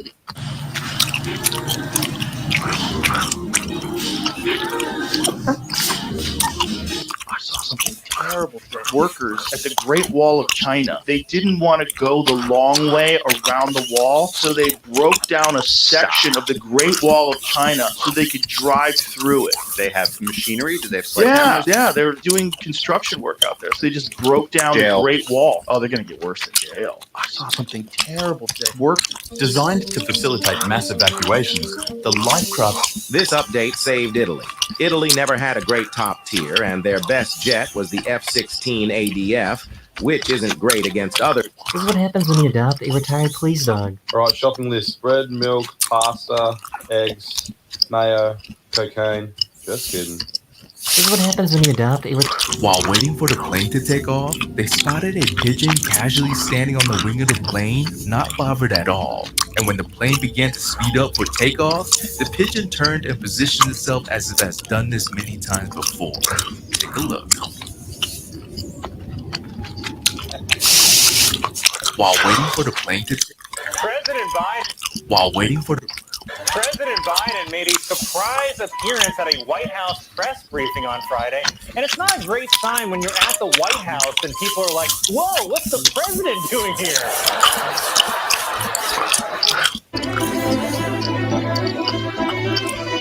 And how often do they service police cars? That every 3,000 miles they change your oil, or they just go the 10,000 most people do? Normally she gets off the nest for an hour a day and goes foraging for food, but for the last couple days she has refused to leave at all, and it's pretty obvious to me why now, because she knew there was a threat nearby and didn't dare leave her eggs for a second. Since she's already disturbed, I'm going to check on the eggs while I'm under here. I'm amazed she trusts me enough to grab the eggs out from under her without attacking me. Normally she gets off the nest for an hour at... Thank you for dining with us. Here's your bill. Thank you. Here's my card. Sorry, we take cash only. But it's a big restaurant. So, in the middle of the city. Are you new to Germany? I just came last week. There's an ATM nearby. 15 minutes walk from here. 15 minutes walk? I'm just gonna put my phone here so that you know I'm not gonna run away. Thank you for dining with us. That's why your power level is. Could the fastest jet outrun a missile? On July 26, 1968, an SR-71 Blackbird, the fastest aircraft ever built, was flying over North Vietnam on a... This guy's claiming if you lost your remote, you can still turn off the TV using only a piece of paper and a lighter. But is that science? Weirdest things cops can do that are actually legal. What can you tell us about this? The Hubble Deep Field. And what this is so beautiful, This is a car-sized asteroid. It would likely explode in the atmosphere if it were headed toward Earth. This asteroid is the size of a football field. It would burst through the atmosphere, releasing enough energy to destroy a large city, leveling buildings and causing widespread devastation over miles. An asteroid the size of a mountain, it could devastate the entire state of Texas. Now this is Ceres, the largest known asteroid. If it hit Earth, it would be apocalyptic, unleashing energy equivalent to billions of nuclear bombs, and potentially reshaping the planet's surface. This is a car-sized... Humans were never meant to finish Tetris. The higher level you get to in the NES version of Tetris, the more janky the game gets. So much so that hitting what's known in the game as Rebirth, where you get so far that your score literally breaks and resets, was never thought to be possible for non-computer players. Once you get past around level 130-ish, the game's colors start freaking out. The speed of the blocks goes Insano style, and you can get hit with unexpected crashes at any given moment. It's so unpredictable that it took until 2023 for someone to finally beat the game when they got to a kill screen crash at level 157. But a kid going by dog playing Tetris actually achieved Tetris Rebirth nearly a year later, making him the only human to ever make this happen. It took nearly 40 years, but this 16-year-old gamer was able to finish pretty much everything Tetris had to offer in an hour and 46-minute run that took him past level 255, the threshold for Rebirth, and then back to level 91. Humans were never meant to finish Tetris. The higher level you get to in the NES version of Tetris, the more janky the game gets. So much so that hitting what's known in the game as Rebirth, where you get so far that you're... Why did over 250 Soviet soldiers go missing during the Soviet-Afghan War, the Moscow? You will be shocked to see 3 things found in the ocean. Number 3. When this man was swimming in Florida. Have you ever considered something alternative to air-inflated tires? Have you seen some of these alternatives that have essentially spaces in between the upper wall and the wheel? You got to worry about road noise. You got to take out potholes and bumps. You got to have like good grip. Those are a lot of things to try to put into one tire. And if you also say, and it can't have air, this is hard. I'm talking to a guy who's putting people on Mars. You can't figure out an airless tire? It's an incremental constraint. I'm not saying there won't be such a thing. I think there will be. I've seen prototypes. I've never seen one on an actual car in real life. Yeah, I think the technology is gradually getting there. For something like a robo-taxi where you want to have the tires last for a long time and not go flat, it's going to make a lot of sense. Have you ever... I love how a new discovery completely changes what we thought. A lot of people who bench flat.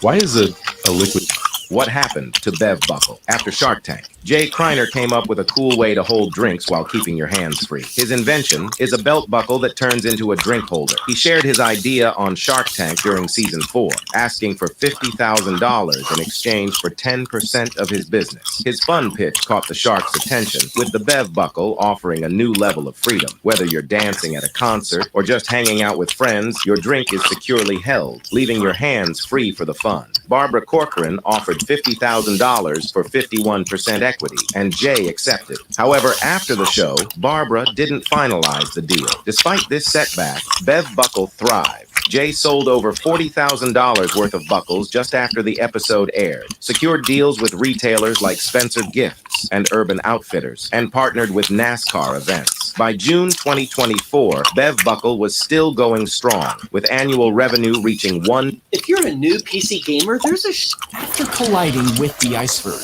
a man calmly helped load lifeboats and eventually threw reluctant passengers into safety. But instead of securing his own spot, the man returned to his cabin for another drink. When the ship finally sank, he stepped off the stern, plunging into the icy waters. The alcohol in his system kept him calm, and the man claimed it's what kept him alive. Finally, a lifeboat rescued him, and despite the freezing temperatures, the man survived with little more than swollen feet. After colliding with the ice... Have you ever wondered about the mysterious disappearing act on Neptune? Keep watching to uncover one. You know these wall sockets? So a plane that is not accelerating is a neutral. A flame is hollow inside. The bright, shiny part it shows the world is just a thin shell surrounding an inner dimness of unfulfilled potential. It's hot, but that's not enough though, is it? A flame needs 4 things to exist: fuel, oxygen, heat, and for the chemical reaction that it is to be uninterrupted. It's called the fire tetrahedron. Knock out any of these 4 and the flame's gone. The hot fuel coming out of the candle only has 3 of the 4. The 4th, oxygen, is provided by the air, and only the outside of the plume contacts the air. This leaves the inside, separated from oxygen, clear and flameless. We're able to look inside this flame, by the way, because the metal mesh absorbs heat. The fuel and oxygen above it aren't hot enough to burn. A flame is not alive, right? I mean, all it does is consume matter, liberate energy from it to perpetuate itself, give off smoke and soot, take in oxygen, spread, grow, reproduce, and interact with its environment. Oh yeah, also, it can die. A flame is hollow. Black holes are fascinating objects in the universe that can evaporate over time due to a process known as shocking radiation. Can't do this anymore. You see, chess.com made a bot of me. It's right there. You can go play.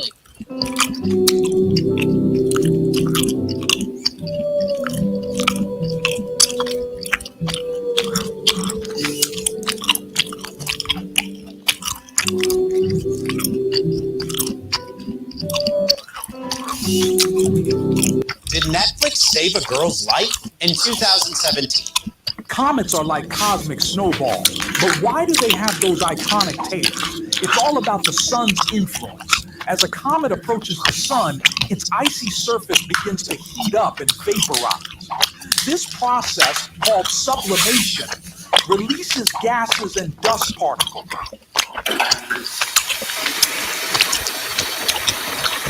When this innocent man was jailed for no reason, the judge was pissed. Scientists have built basically a real-life tractor beam, like in sci-fi, a beam of... He brought a bunch of balloons to his mother's funeral. After all the relatives left, he pretended to release the balloons, just in time to block the camera above. Then he locked the funeral hall door, lifted the lid of his mother's coffin, and retrieved a corpse from the ventilation shaft. He placed it into his mother's coffin. Meanwhile, the security guard noticed something unusual on the surveillance feed. At that moment, the man was straining to nail the coffin shut. Outside the door, the guard was trying to unlock it. The man thought he had it all figured out, but suddenly, a strange noise came from the coffin. Just moments ago, he was on his way to his mother's funeral, distracted by his phone, completely unaware that a dog had appeared in front of his car. He swerved the steering wheel, but then a figure suddenly showed up. An even worse situation unfolded. When he got out to check, he found that he had hit and killed a man. The man was a senior inspector in the area. If this got out, he would definitely lose his job. He dragged... It looks like all the PC companies are competing for the title of who has. I will find you guilty, censure.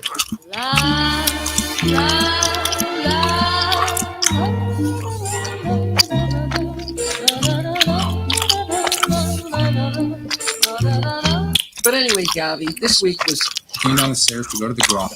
Do you know the strangest thing about a television? TVs are actually designed for humans. Let me explain. This TV, this... Am I the only one that didn't know deep learning could actually...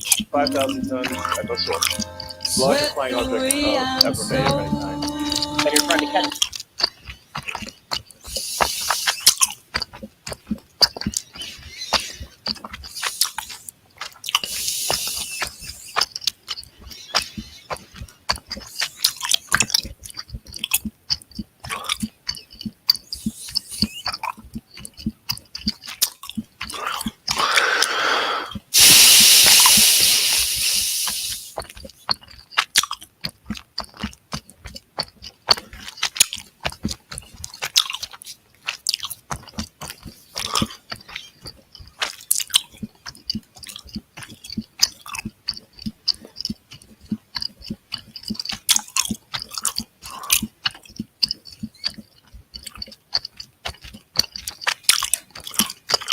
Only about 10 days after integrated flight test 5, SpaceX is getting ready for flight 6 Starship.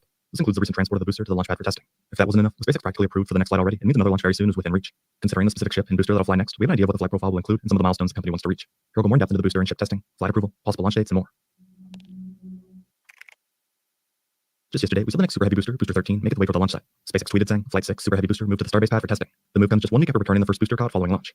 With Flight 5 occurring just over a week ago, this is considered a quick turnaround and supports Flight 6 not too long from now. As for the ship, even before Flight 5, it was undergoing testing. Back in September, SpaceX completed a 6-engine static fire. With that in mind, the steps toward launch include a booster static fire, stacking the ship, installing the flight termination system, and finally the official launch approval and various paperwork. Thankfully for SpaceX, the FAA is practically ready for the next flight of Starship. In a statement to NSF, the FAA said, the SpaceX Starship / Super Heavy Flight 5 license authorization also includes FAA approval of the Flight 6 mission profile. The FAA determined the changes requested by SpaceX for Flight 6 are within the scope of what has been previously analyzed. Any modifications requested by SpaceX to the approved Flight 6 scope of operations may require further FAA evaluation. Contact SpaceX for any additional detail, they said. In other words, assuming the flight profile is not very different from Flight 5, SpaceX is practically ready on the approval side of things.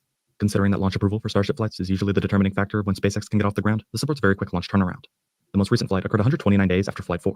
However, in addition to the big change in the flight profile, there was also quite a bit of back and forth between SpaceX and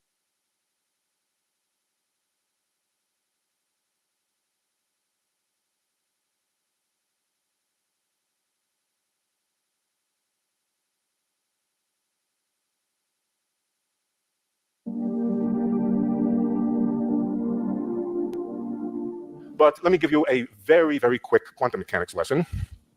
Here it goes. We have a spin. A spin is a little physical system. For the moment, let's not even worry about what it's attached to. In practice, it would be attached to an electron, but it's a little system, and it has an arrow associated with it. In other words, a vector. It's something you can measure, and when you measure its components. It's X component, it's Y component, and a Z component, and so forth. So let's add another system. The next system is the apparatus that we use to measure it. And the apparatus looks like this. It's a box. It's a black box. Well, it's not black. It's just a box. It has a little screen on it that will show an answer. It has an arrow on it that says this way up in order to tell which way it's oriented. And you can orient it in any direction in three-dimensional space that you want. It also has a button here. The button says M for measure. Right? You bring the apparatus up to the spin so that it's in contact with it. You press the button and you get an answer. Purportedly, the answer is supposed to be the component of the spin along the axis of the detector. You will always get, in quantum mechanics, either plus or minus 1. No intermediate answer, nothing in between, either plus or minus 1. This is a little bit peculiar that the component of a vector in arbitrary direction should be plus or minus 1, but we understand this. This is quantum mechanics. It's the weirdness of quantum mechanics, but it's okay. We did our homework, and that's a consistent thing to happen. Now, it is also true that for any state of a spin, in other words, for any precise way that you set up the spin, any state, which means any specification, complete specification of everything that you can know about the spin, everything that you can know, that there's always a direction. It's called the polarization direction, that if you oriented the apparatus in that particular direction, you would always get plus 1. In other words, there's some direction that we would say the spin is pointing along, that if you measure it along that direction, you'll always get plus 1. By contrast, if you orient the apparatus in another direction, you'll get statistically somewhat random results. The more orthogonal the detector is to the polarization axis, the more random it is. And in particular, if this arrow here lies in the plane perpendicular to the polarization of the spin, you simply get random answers. Okay? That's quantum mechanics of a single spin in a nutshell. Fair warning, this video is a bit of an experiment.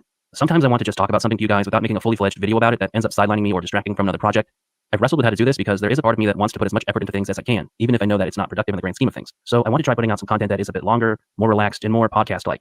I'll probably revisit the idea from time to time to tweak exactly how I want to deliver this kind of content, but for this specific video, I'm just going to be talking about some thoughts I have. Last year, when I heard that Inside Amy Schumer was coming back for a 5-episode limited series, I knew I was going to have to watch it. Since then, a few other things got in the way, but the return of Inside Amy Schumer has been lingering in the back of my mind for a few months. So I decided to open up Paramount Plus and see how terrible it was, if for no other reason than to save you guys the trouble. Let me be honest with you. I was not expecting it to be this bad. I've watched a lot of Amy Schumer content, and this is a new low. Not just for her, but maybe for comedy in general. I'm not exaggerating when I say it's one of the worst things I've ever seen. Sitting through these 5 episodes of quote-unquote comedy was one of the most cringe-inducing, awkward, unfunny, and interminably boring experiences of my life. It was so bad that I struggled to come up with a way to explain it concisely. So I decided to go through each of the episodes in order and give you my thoughts on them. I had to watch them all, so at least you have to listen to me talk about them all. Also, this show is so bad that I think it actually made me sick, so enjoy the dulcet tones of my ravaged vocal cords. Let's start with episode 1. The first sketch from episode 1 is a parody of a commercial for medicine, specifically a psoriasis medication called Flatuda, that is supposed to help Amy get back to her life of making ugly mugs and pottery glass. This is already an unoriginal concept for a sketch, but they squander whatever meager potential it might have had. You would expect the medication to have some crazy side effect, like it gives Amy explosive diarrhea or makes her really horny. They didn't go in that direction. Instead, they just don't do anything really. The medication makes Amy a little crabby with her husband, and the big joke is that they have a fight over the fact that he doesn't want to use the ugly mug she made and pottery glass. That's it. The second sketch seems to be mocking beauty and lifestyle influencers. You know, the kind who are always talking about mindfulness and expressing gratitude. But the more they talk, the more you realize that they're really terrible people, and the gratitude they're talking about is plastic surgery. As with a lot of sketches from this reboot, I don't know who this is intended to appeal to. I don't know if it's even supposed to elicit laughter so much as of agreement from the audience of presumably 37-year-old Medium article readers. That being said, the women that I watched the show with did not find it funny or relatable either. Just cringy. Sketch number 3 is a parody of a Hallmark movie. The classic story of a woman who moved to the big city to pursue her career, and then comes back to her hometown for the holidays, only to reunite with her ex-boyfriend. The big reveal here is that her hometown is full of Trump supporters, and her ex is an All Lives Matter supporter. Oh, the horror. I'm not going to say that this sketch was a really fresh idea, but it did have some potential for a funny twist. Instead, Amy fell back on a really weak Trump joke. I'm not saying she should make fun of Trump, but she had nothing trenchant to say about him or his supporters. The punchline was just, this town is conservative, ew. It wasted both the potential of the sketch and the potential to make a relevant commentary on Trump, or even Hallmark movies for that matter. Sketch number 4 is blunt and ham-fisted to a degree that is actually kind of hard to fully appreciate. But the premise of the sketch is using Colorado as a new term for abortion, and it ends with Amy delivering a completely uncomedic statement about the government taking away the right to abortion. It's so awful and unfunny that it almost made me rethink my position on abortion. The fifth and final sketch is not a good sketch by any means, but it's the one that I feel comes the closest to realizing comedy as well as a coherent commentary on society. The sketch revolves around a group of girls being given their college orientation, which starts off relatively normal before spiraling into the university running cover for athletes who commit SA, instead of helping the young women who are the victims. I get what the sketch is going for, which is rare for the show. You have a group of young women who are excited to be going to college and all of the possibilities that opens up for them, but then they're hit with this grim and shocking message that the college is going to do nothing on their behalf if one of the athletes takes advantage of them. It's a subject that is rife for dark satire, but like so many ideas from the show, it is just not properly executed. There is no attempt at subtlety here. The skit hits you over the head with the message that colleges will protect athletes over their female students, and at the same time, it's also very tone deaf. At one point, the woman giving the orientation says, "Every woman for herself," before grabbing a machete and jumping over a sofa. Is this supposed to be serious satire or slapstick comedy? Ultimately, I think it falls short on both accounts. Moving on to episode 2. As bad as episode 1 was, episode 2 was considerably worse.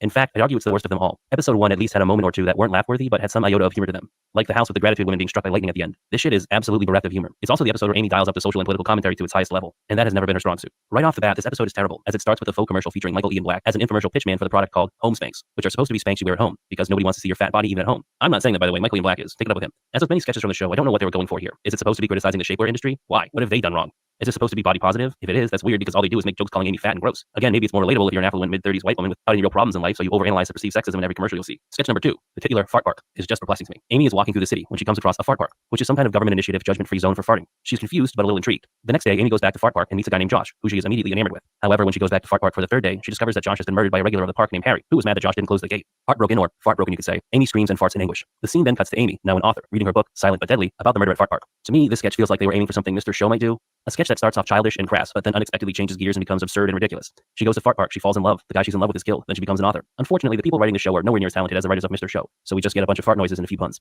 Following Fart Park, we get another Spanx parody. Yeah, this is a comedy thread that runs through the entire episode. This time, it's sex Spanx. Spanx you wear when you have sex. It's the same premise as the first one, and equally as unfunny and grating. The next sketch is, in my opinion, the single worst sketch from the season. Without exaggeration, it could be the worst thing I've ever seen. It was so bad that I could barely force myself to watch it twice. The gist here is that Amy was a contestant on a reality TV dating show, but the audio from her scenes was bad, so she has to get in the booth and re-record what she said. The problem is that everything she said was extremely embarrassing. It starts with her just saying some mean things about the other contestants, but devolves into anti-Semitism and her crying, throwing up, and of course farting. None of which is funny, and it goes on for like 6 fucking minutes. I really cannot explain how bad this sketch is. You have to find it somehow and watch it yourself, because no amount of words can properly explain how uncomfortable this was. It could have had some kind of message regarding the way reality TV stars take part in their own humiliation and exploitation, but it didn't. It was just farting and some offensive jokes. Following this unbelievable turd, we get a brief respite from the suffering with a parody of a horror movie. However, this feels like a concept that was thrown out there in the writer's room and barely fleshed out more than the brief idea of what do people in Texas fear? A trans girl in a ladies' restroom. It's not funny and it's not biting social commentary, but at least it's short. The next sketch from this episode is the one that I think might have had the best shot of any of them to be both funny and relevant social commentary. It's Amy's first day at her new job, and she's being shown to her office by her boss. In passing, he mentions that every once in a while, a little bit of poison comes out of the air conditioning vents. Amy is concerned about the poison, particularly after she learns it only occurs in her office, but her boss shames and browbeats Amy into being grateful for the fact that she is the first female partner at the company. I think this sketch comes the closest to having a relevant critique of our society. Women are frequently put in situations in the workplace that men do not have to endure. The poison could be a metaphor for many different types of abuse and inappropriate behavior. When women object to these working conditions, they are often ostracized or made to feel as if they're being ungrateful for the opportunity they've been given. That being said, I think this sketch would have been better if it were more subtle. The company is a tampon company, but the boss doesn't understand how periods work. He makes crass comments about her bleeding everywhere, but she's giving too much information when she mentions not getting her period for 10 days. I guess they thought people wouldn't understand that he's a raging sexist otherwise. Oh, and he's also racist and homophobic too. Had they toned this down a bit and played it more dark and dry,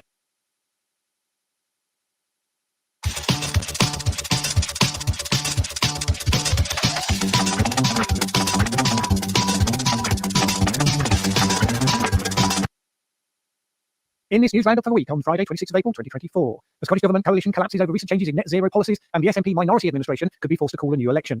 Germany has been rocked by allegations that high-placed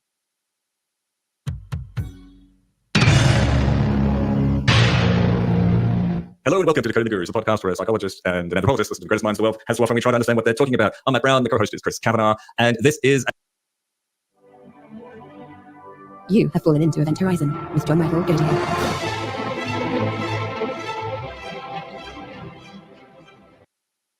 But was the failure of October 7th was a security failure? And that's much more practical than how do you cure the hatred in the hearts of human beings. I find it difficult to believe that anyone would think at least the initiation of the war was not just. That's the one where I'm utterly befuddled. If it were just about Israel and the Palestinians. He has gone viral for debates with the likes of Jordan Peterson and Ben Shapiro and Candace Owens, Piers Morgan and Tommy Lahren. And he is joining us today here on The Will Kane Show. So let's get started with story number 1. Stephen Bonnell II, otherwise known as Destiny, is joining us now on The Will Kane Show. There's already a comment from someone named Pembroke here asking or saying, oh my God, Destiny at Fox News. That was not on my Apocalypse bingo card. So Destiny, welcome to Fox News. Hey, thanks for having me. Who's setting up a problem for you. That's all. So what this guy does is he takes a bunch of little pieces of paper, and on each piece of paper he writes, my intuition is that in order to understand quantum mechanics, you have to understand that we live in a complex world, but are only able to perceive real things. And that particles can visit the complex world and come back out into the real world and so on. But I don't know, I can't give you a serious answer about how to approach this problem. Okay, I don't know enough. And I mean, it's a really, really hard question, and I wouldn't even begin to fake it. In the following conversation, I speak with one of the world's most creative and renowned applied mathematicians, Carl Bender from Washington University. Carl was also one of my own favorite lecturers. Or because of international trade flows, then prices going down is not a bad thing. For example, if gold is flowing out of the economy from England to France, and as a consequence.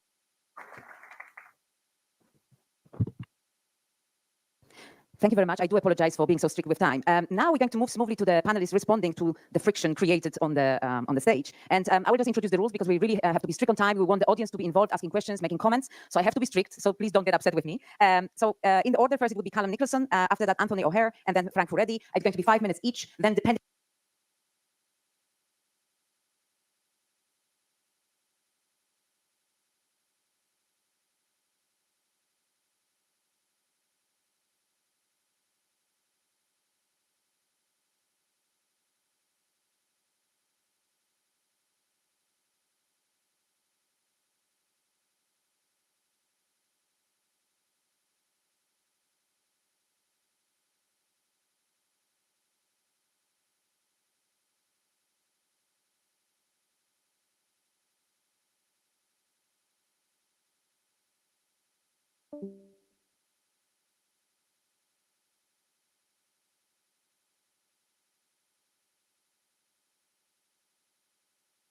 How well, please don't distract me. Then depending on how well organized you are with time, then we might see whether we could have a quick exchange on stage or whether we're going to open up to the audience straight away. So please do be strict with time. Thank you.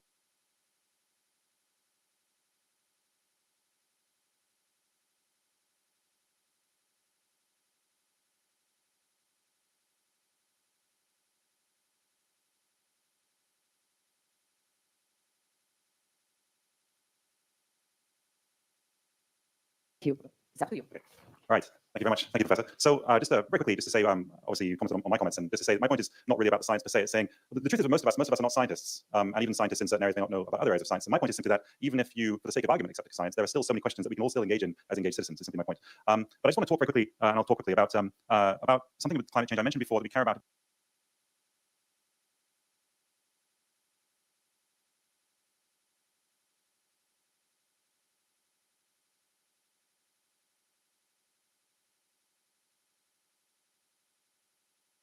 Because of its presumed social impact. I want to give a very quick example about the difficulty of talking about causality. And I want to give an example that's nothing to do with climate change, but you'll hopefully see the point.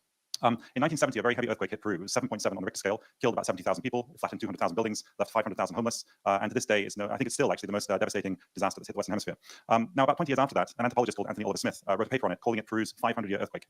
Now, he didn't say it's a 500-year earthquake because it happens every 500 years, or because it takes 500 years to rebuild. He said 500-year earthquake because he said it took 500 years for the conditions to be put in place by which it led to such a disaster. What happened 500 years ago? Well, obviously Spanish colonialism. Now, the Andean peoples have been there about 10,000 years. They knew it was an earthquake zone, and they had various adaptations. They didn't cement or fix together the walls. They tied them together so they could move freely in an earthquake. They didn't tile the roofs. They thatched them. They had warehouses full of grain so that if there was a disaster, they could feed people in an emergency. And they did not build a city at Arequipa, which was the earthquake epicenter. And then the Spaniards showed up, and they built in the Spanish style with fixed together walls with tiled roofs. They took the warehouses of grain as tax, and they built and then rebuilt and rebuilt and rebuilt a city at Arequipa on the river in a fertile area, which was knocked down by earthquakes in the 18th century alone 4 times. So by 1970, what you had was 3 factors come together to create the conditions for this massive disaster. You had a very heavy earthquake, 7.7 0.7 on the Richter scale, you had a much larger population due to 20th century population growth, and you had 500 years of poorly adapted culture. And so this is what led to the disaster. There's a lesson in this, which I think is very interesting, which applies, I think, equally to climate change, and I'll come back to that very quickly. The lesson is that, and it's a lesson that is known to scholars of disaster risk reduction. And they have a phrase for this, which is quite provocative. They say there's no such thing as a natural disaster. They say there are natural hazards. But they also say earthquakes don't kill people. What kills people is collapsing buildings. And it's an important distinction. And that's the entire disaster risk reductions scholarships. It's like an axiomatic statement. Earthquakes don't kill people, collapsing buildings kill people. The point is the conditions of the disaster is social, political, economic, historical. It's not a natural phenomenon per se. Now, how is that relevant to climate change, just to wrap up my comments? An earthquake is interesting because you can identify it in space and time, if we're unlucky here now, for 45 seconds. But climate change, by definition, is not something you can identify here and now. It's a statistical artifact. What climate change refers to is, first of all, a global average, but also a 30-year rolling average. As you all know, you can't simply look at the weather and say, it's a bad summer or it's a good summer, it must be climate change. It's about the average over time. The reason why that's relevant for policymaking and us is that you and I, we don't exist at a 30-year rolling average or globally. We always exist somewhere at some time. And that's where actually our lives exist. And that's where our policies must engage. So the problem with talking about climate change sometimes, and presuming it can be a guide to what we do about it, is that it leaves out the different levels of analysis. Climate is I would argue we may disagree on this, but the science, but it's almost academic whether we agree or not. You take for the sake of argument that the science is valid, factually valid. The point is, it's a level of abstraction. That's not the level at which we live our lives. They're simply apples and oranges and how we actually relate them. And the final comment I'll make on this is that, I don't know how much time I got actually, Aggie. A minute? Okay. All right. No more. I had a very elaborate witty analogy, but I'll leave it out. So the point I'm making is a distinction between science and scientism. Science is a useful tool. Science is just a crude shorthand for a collection of methods we have that prove pretty successful, essentially. Scientism is where we believe science can also be a guide to our culture and our values. And that's the difference between saying science is more like a hammer or a saw that you use to build a house. But actually, we want to live in a home. The tools will help you build a house, they won't help you make a home. And so the science can help us understand the climate. But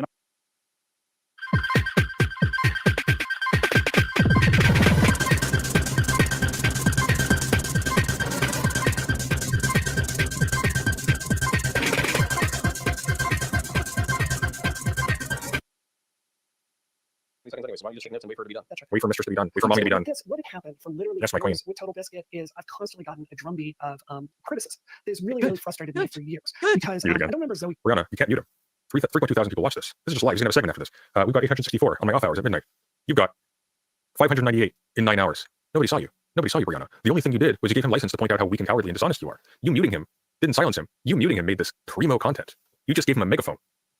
Quinn did this or not, but it was a lot of people around Gamergate, like a lot of social justice people. You see this, like they can be instinctively cruel, and they did. When he died, they completely celebrated. It was horrible to see, and I very deliberately did not participate in that. So what I'm telling you is it's been really frustrating for me. Like you're talking about damaging reputations. I've had people accuse me of glorying in Total Biscuits for years. Hang on, this is 2018. This is recent. Wait, where is it? Yeah. This is from 2018. Measuring the rate that a black hole is spinning at is one of the most difficult things that us astrophysicists try to do. In fact, there's currently a huge debate raging in astrophysics research papers about whether the main way that we have to do this even works and gives us the right answers. And you might be thinking, well, why? Drew, one more time for a Starship liftoff. Here we go. Confidence is high. I repeat, confidence is high. 16. Come on. Frank Drake, Jill Tarter, Carl Sagan, all seminal thinkers who have made significant contributions to our attempts to understand the nature of extraterrestrial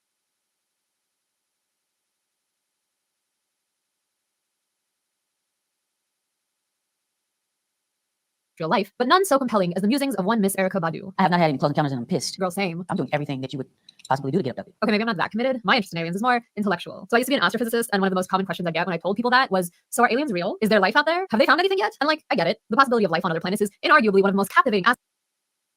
This is a kind of a dirty secret of bioenergetics. So what you actually measure is about 20 millivolts, and what the theory and the calculations say, and what the dyes are trying to tell us is that actually it's more like 180 or 200 millivolts. There's a bit of a shocking difference. Thank you. Thank you very much. Yeah, it's a lot of people before me thought we didn't realize that reusability was a thing. Werner von Braun was actually big on reusability. He really wanted to push reusability design, but thus far, for whatever reason, no rocket organization has been able to execute on reusability until SpaceX. Hey guys, so look at the sign behind me. It's a tweet from our old pal Lexi Friedman. He had a message that he needed to let the world know. It's a message of love. What grade of love is it, Chris? Is it tough love? Or is it saccharine schmaltzy? I'll read it for you. I'm not going to do Lex's accent. I'll just read it in my own. Sometimes it feels like the world has all gone mad. I like to explore ideas, varied perspectives, historical context, all with calm intellectual humility. But people online want me to pick a side and be outraged. Nah, I'll keep doing my thing. You do you. Love you all. Heart. Humble bragging. Flex.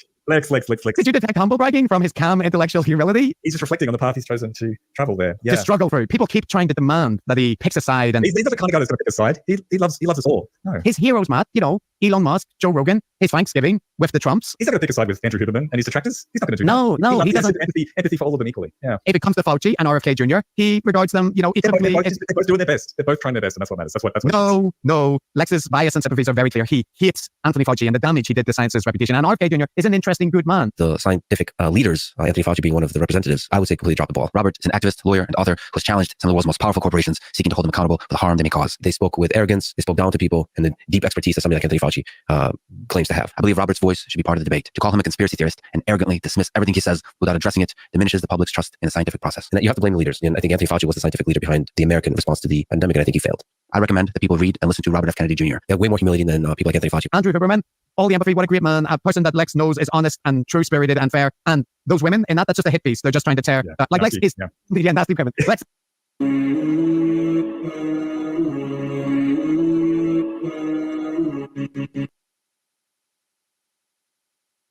Israel is starving the people of Gaza intentionally. Israel bombs hospital. Israel is committing a genocide. All of this is what you hear typically. The general freedom, and since he must yield to fortune, he offered himself to them for either purpose, whether they should wish to atone to the Romans by his death or surrender him alive. Julius Caesar, is it Bello Gallico or Bello Gallico? Time for twins. Oh, then I'm getting sucked off. Yeah. So what do you think about Trump? Why would you go Biden over Trump? Well, I said I like Biden's foreign policy. I like Mozart, his symphonies would come into his head.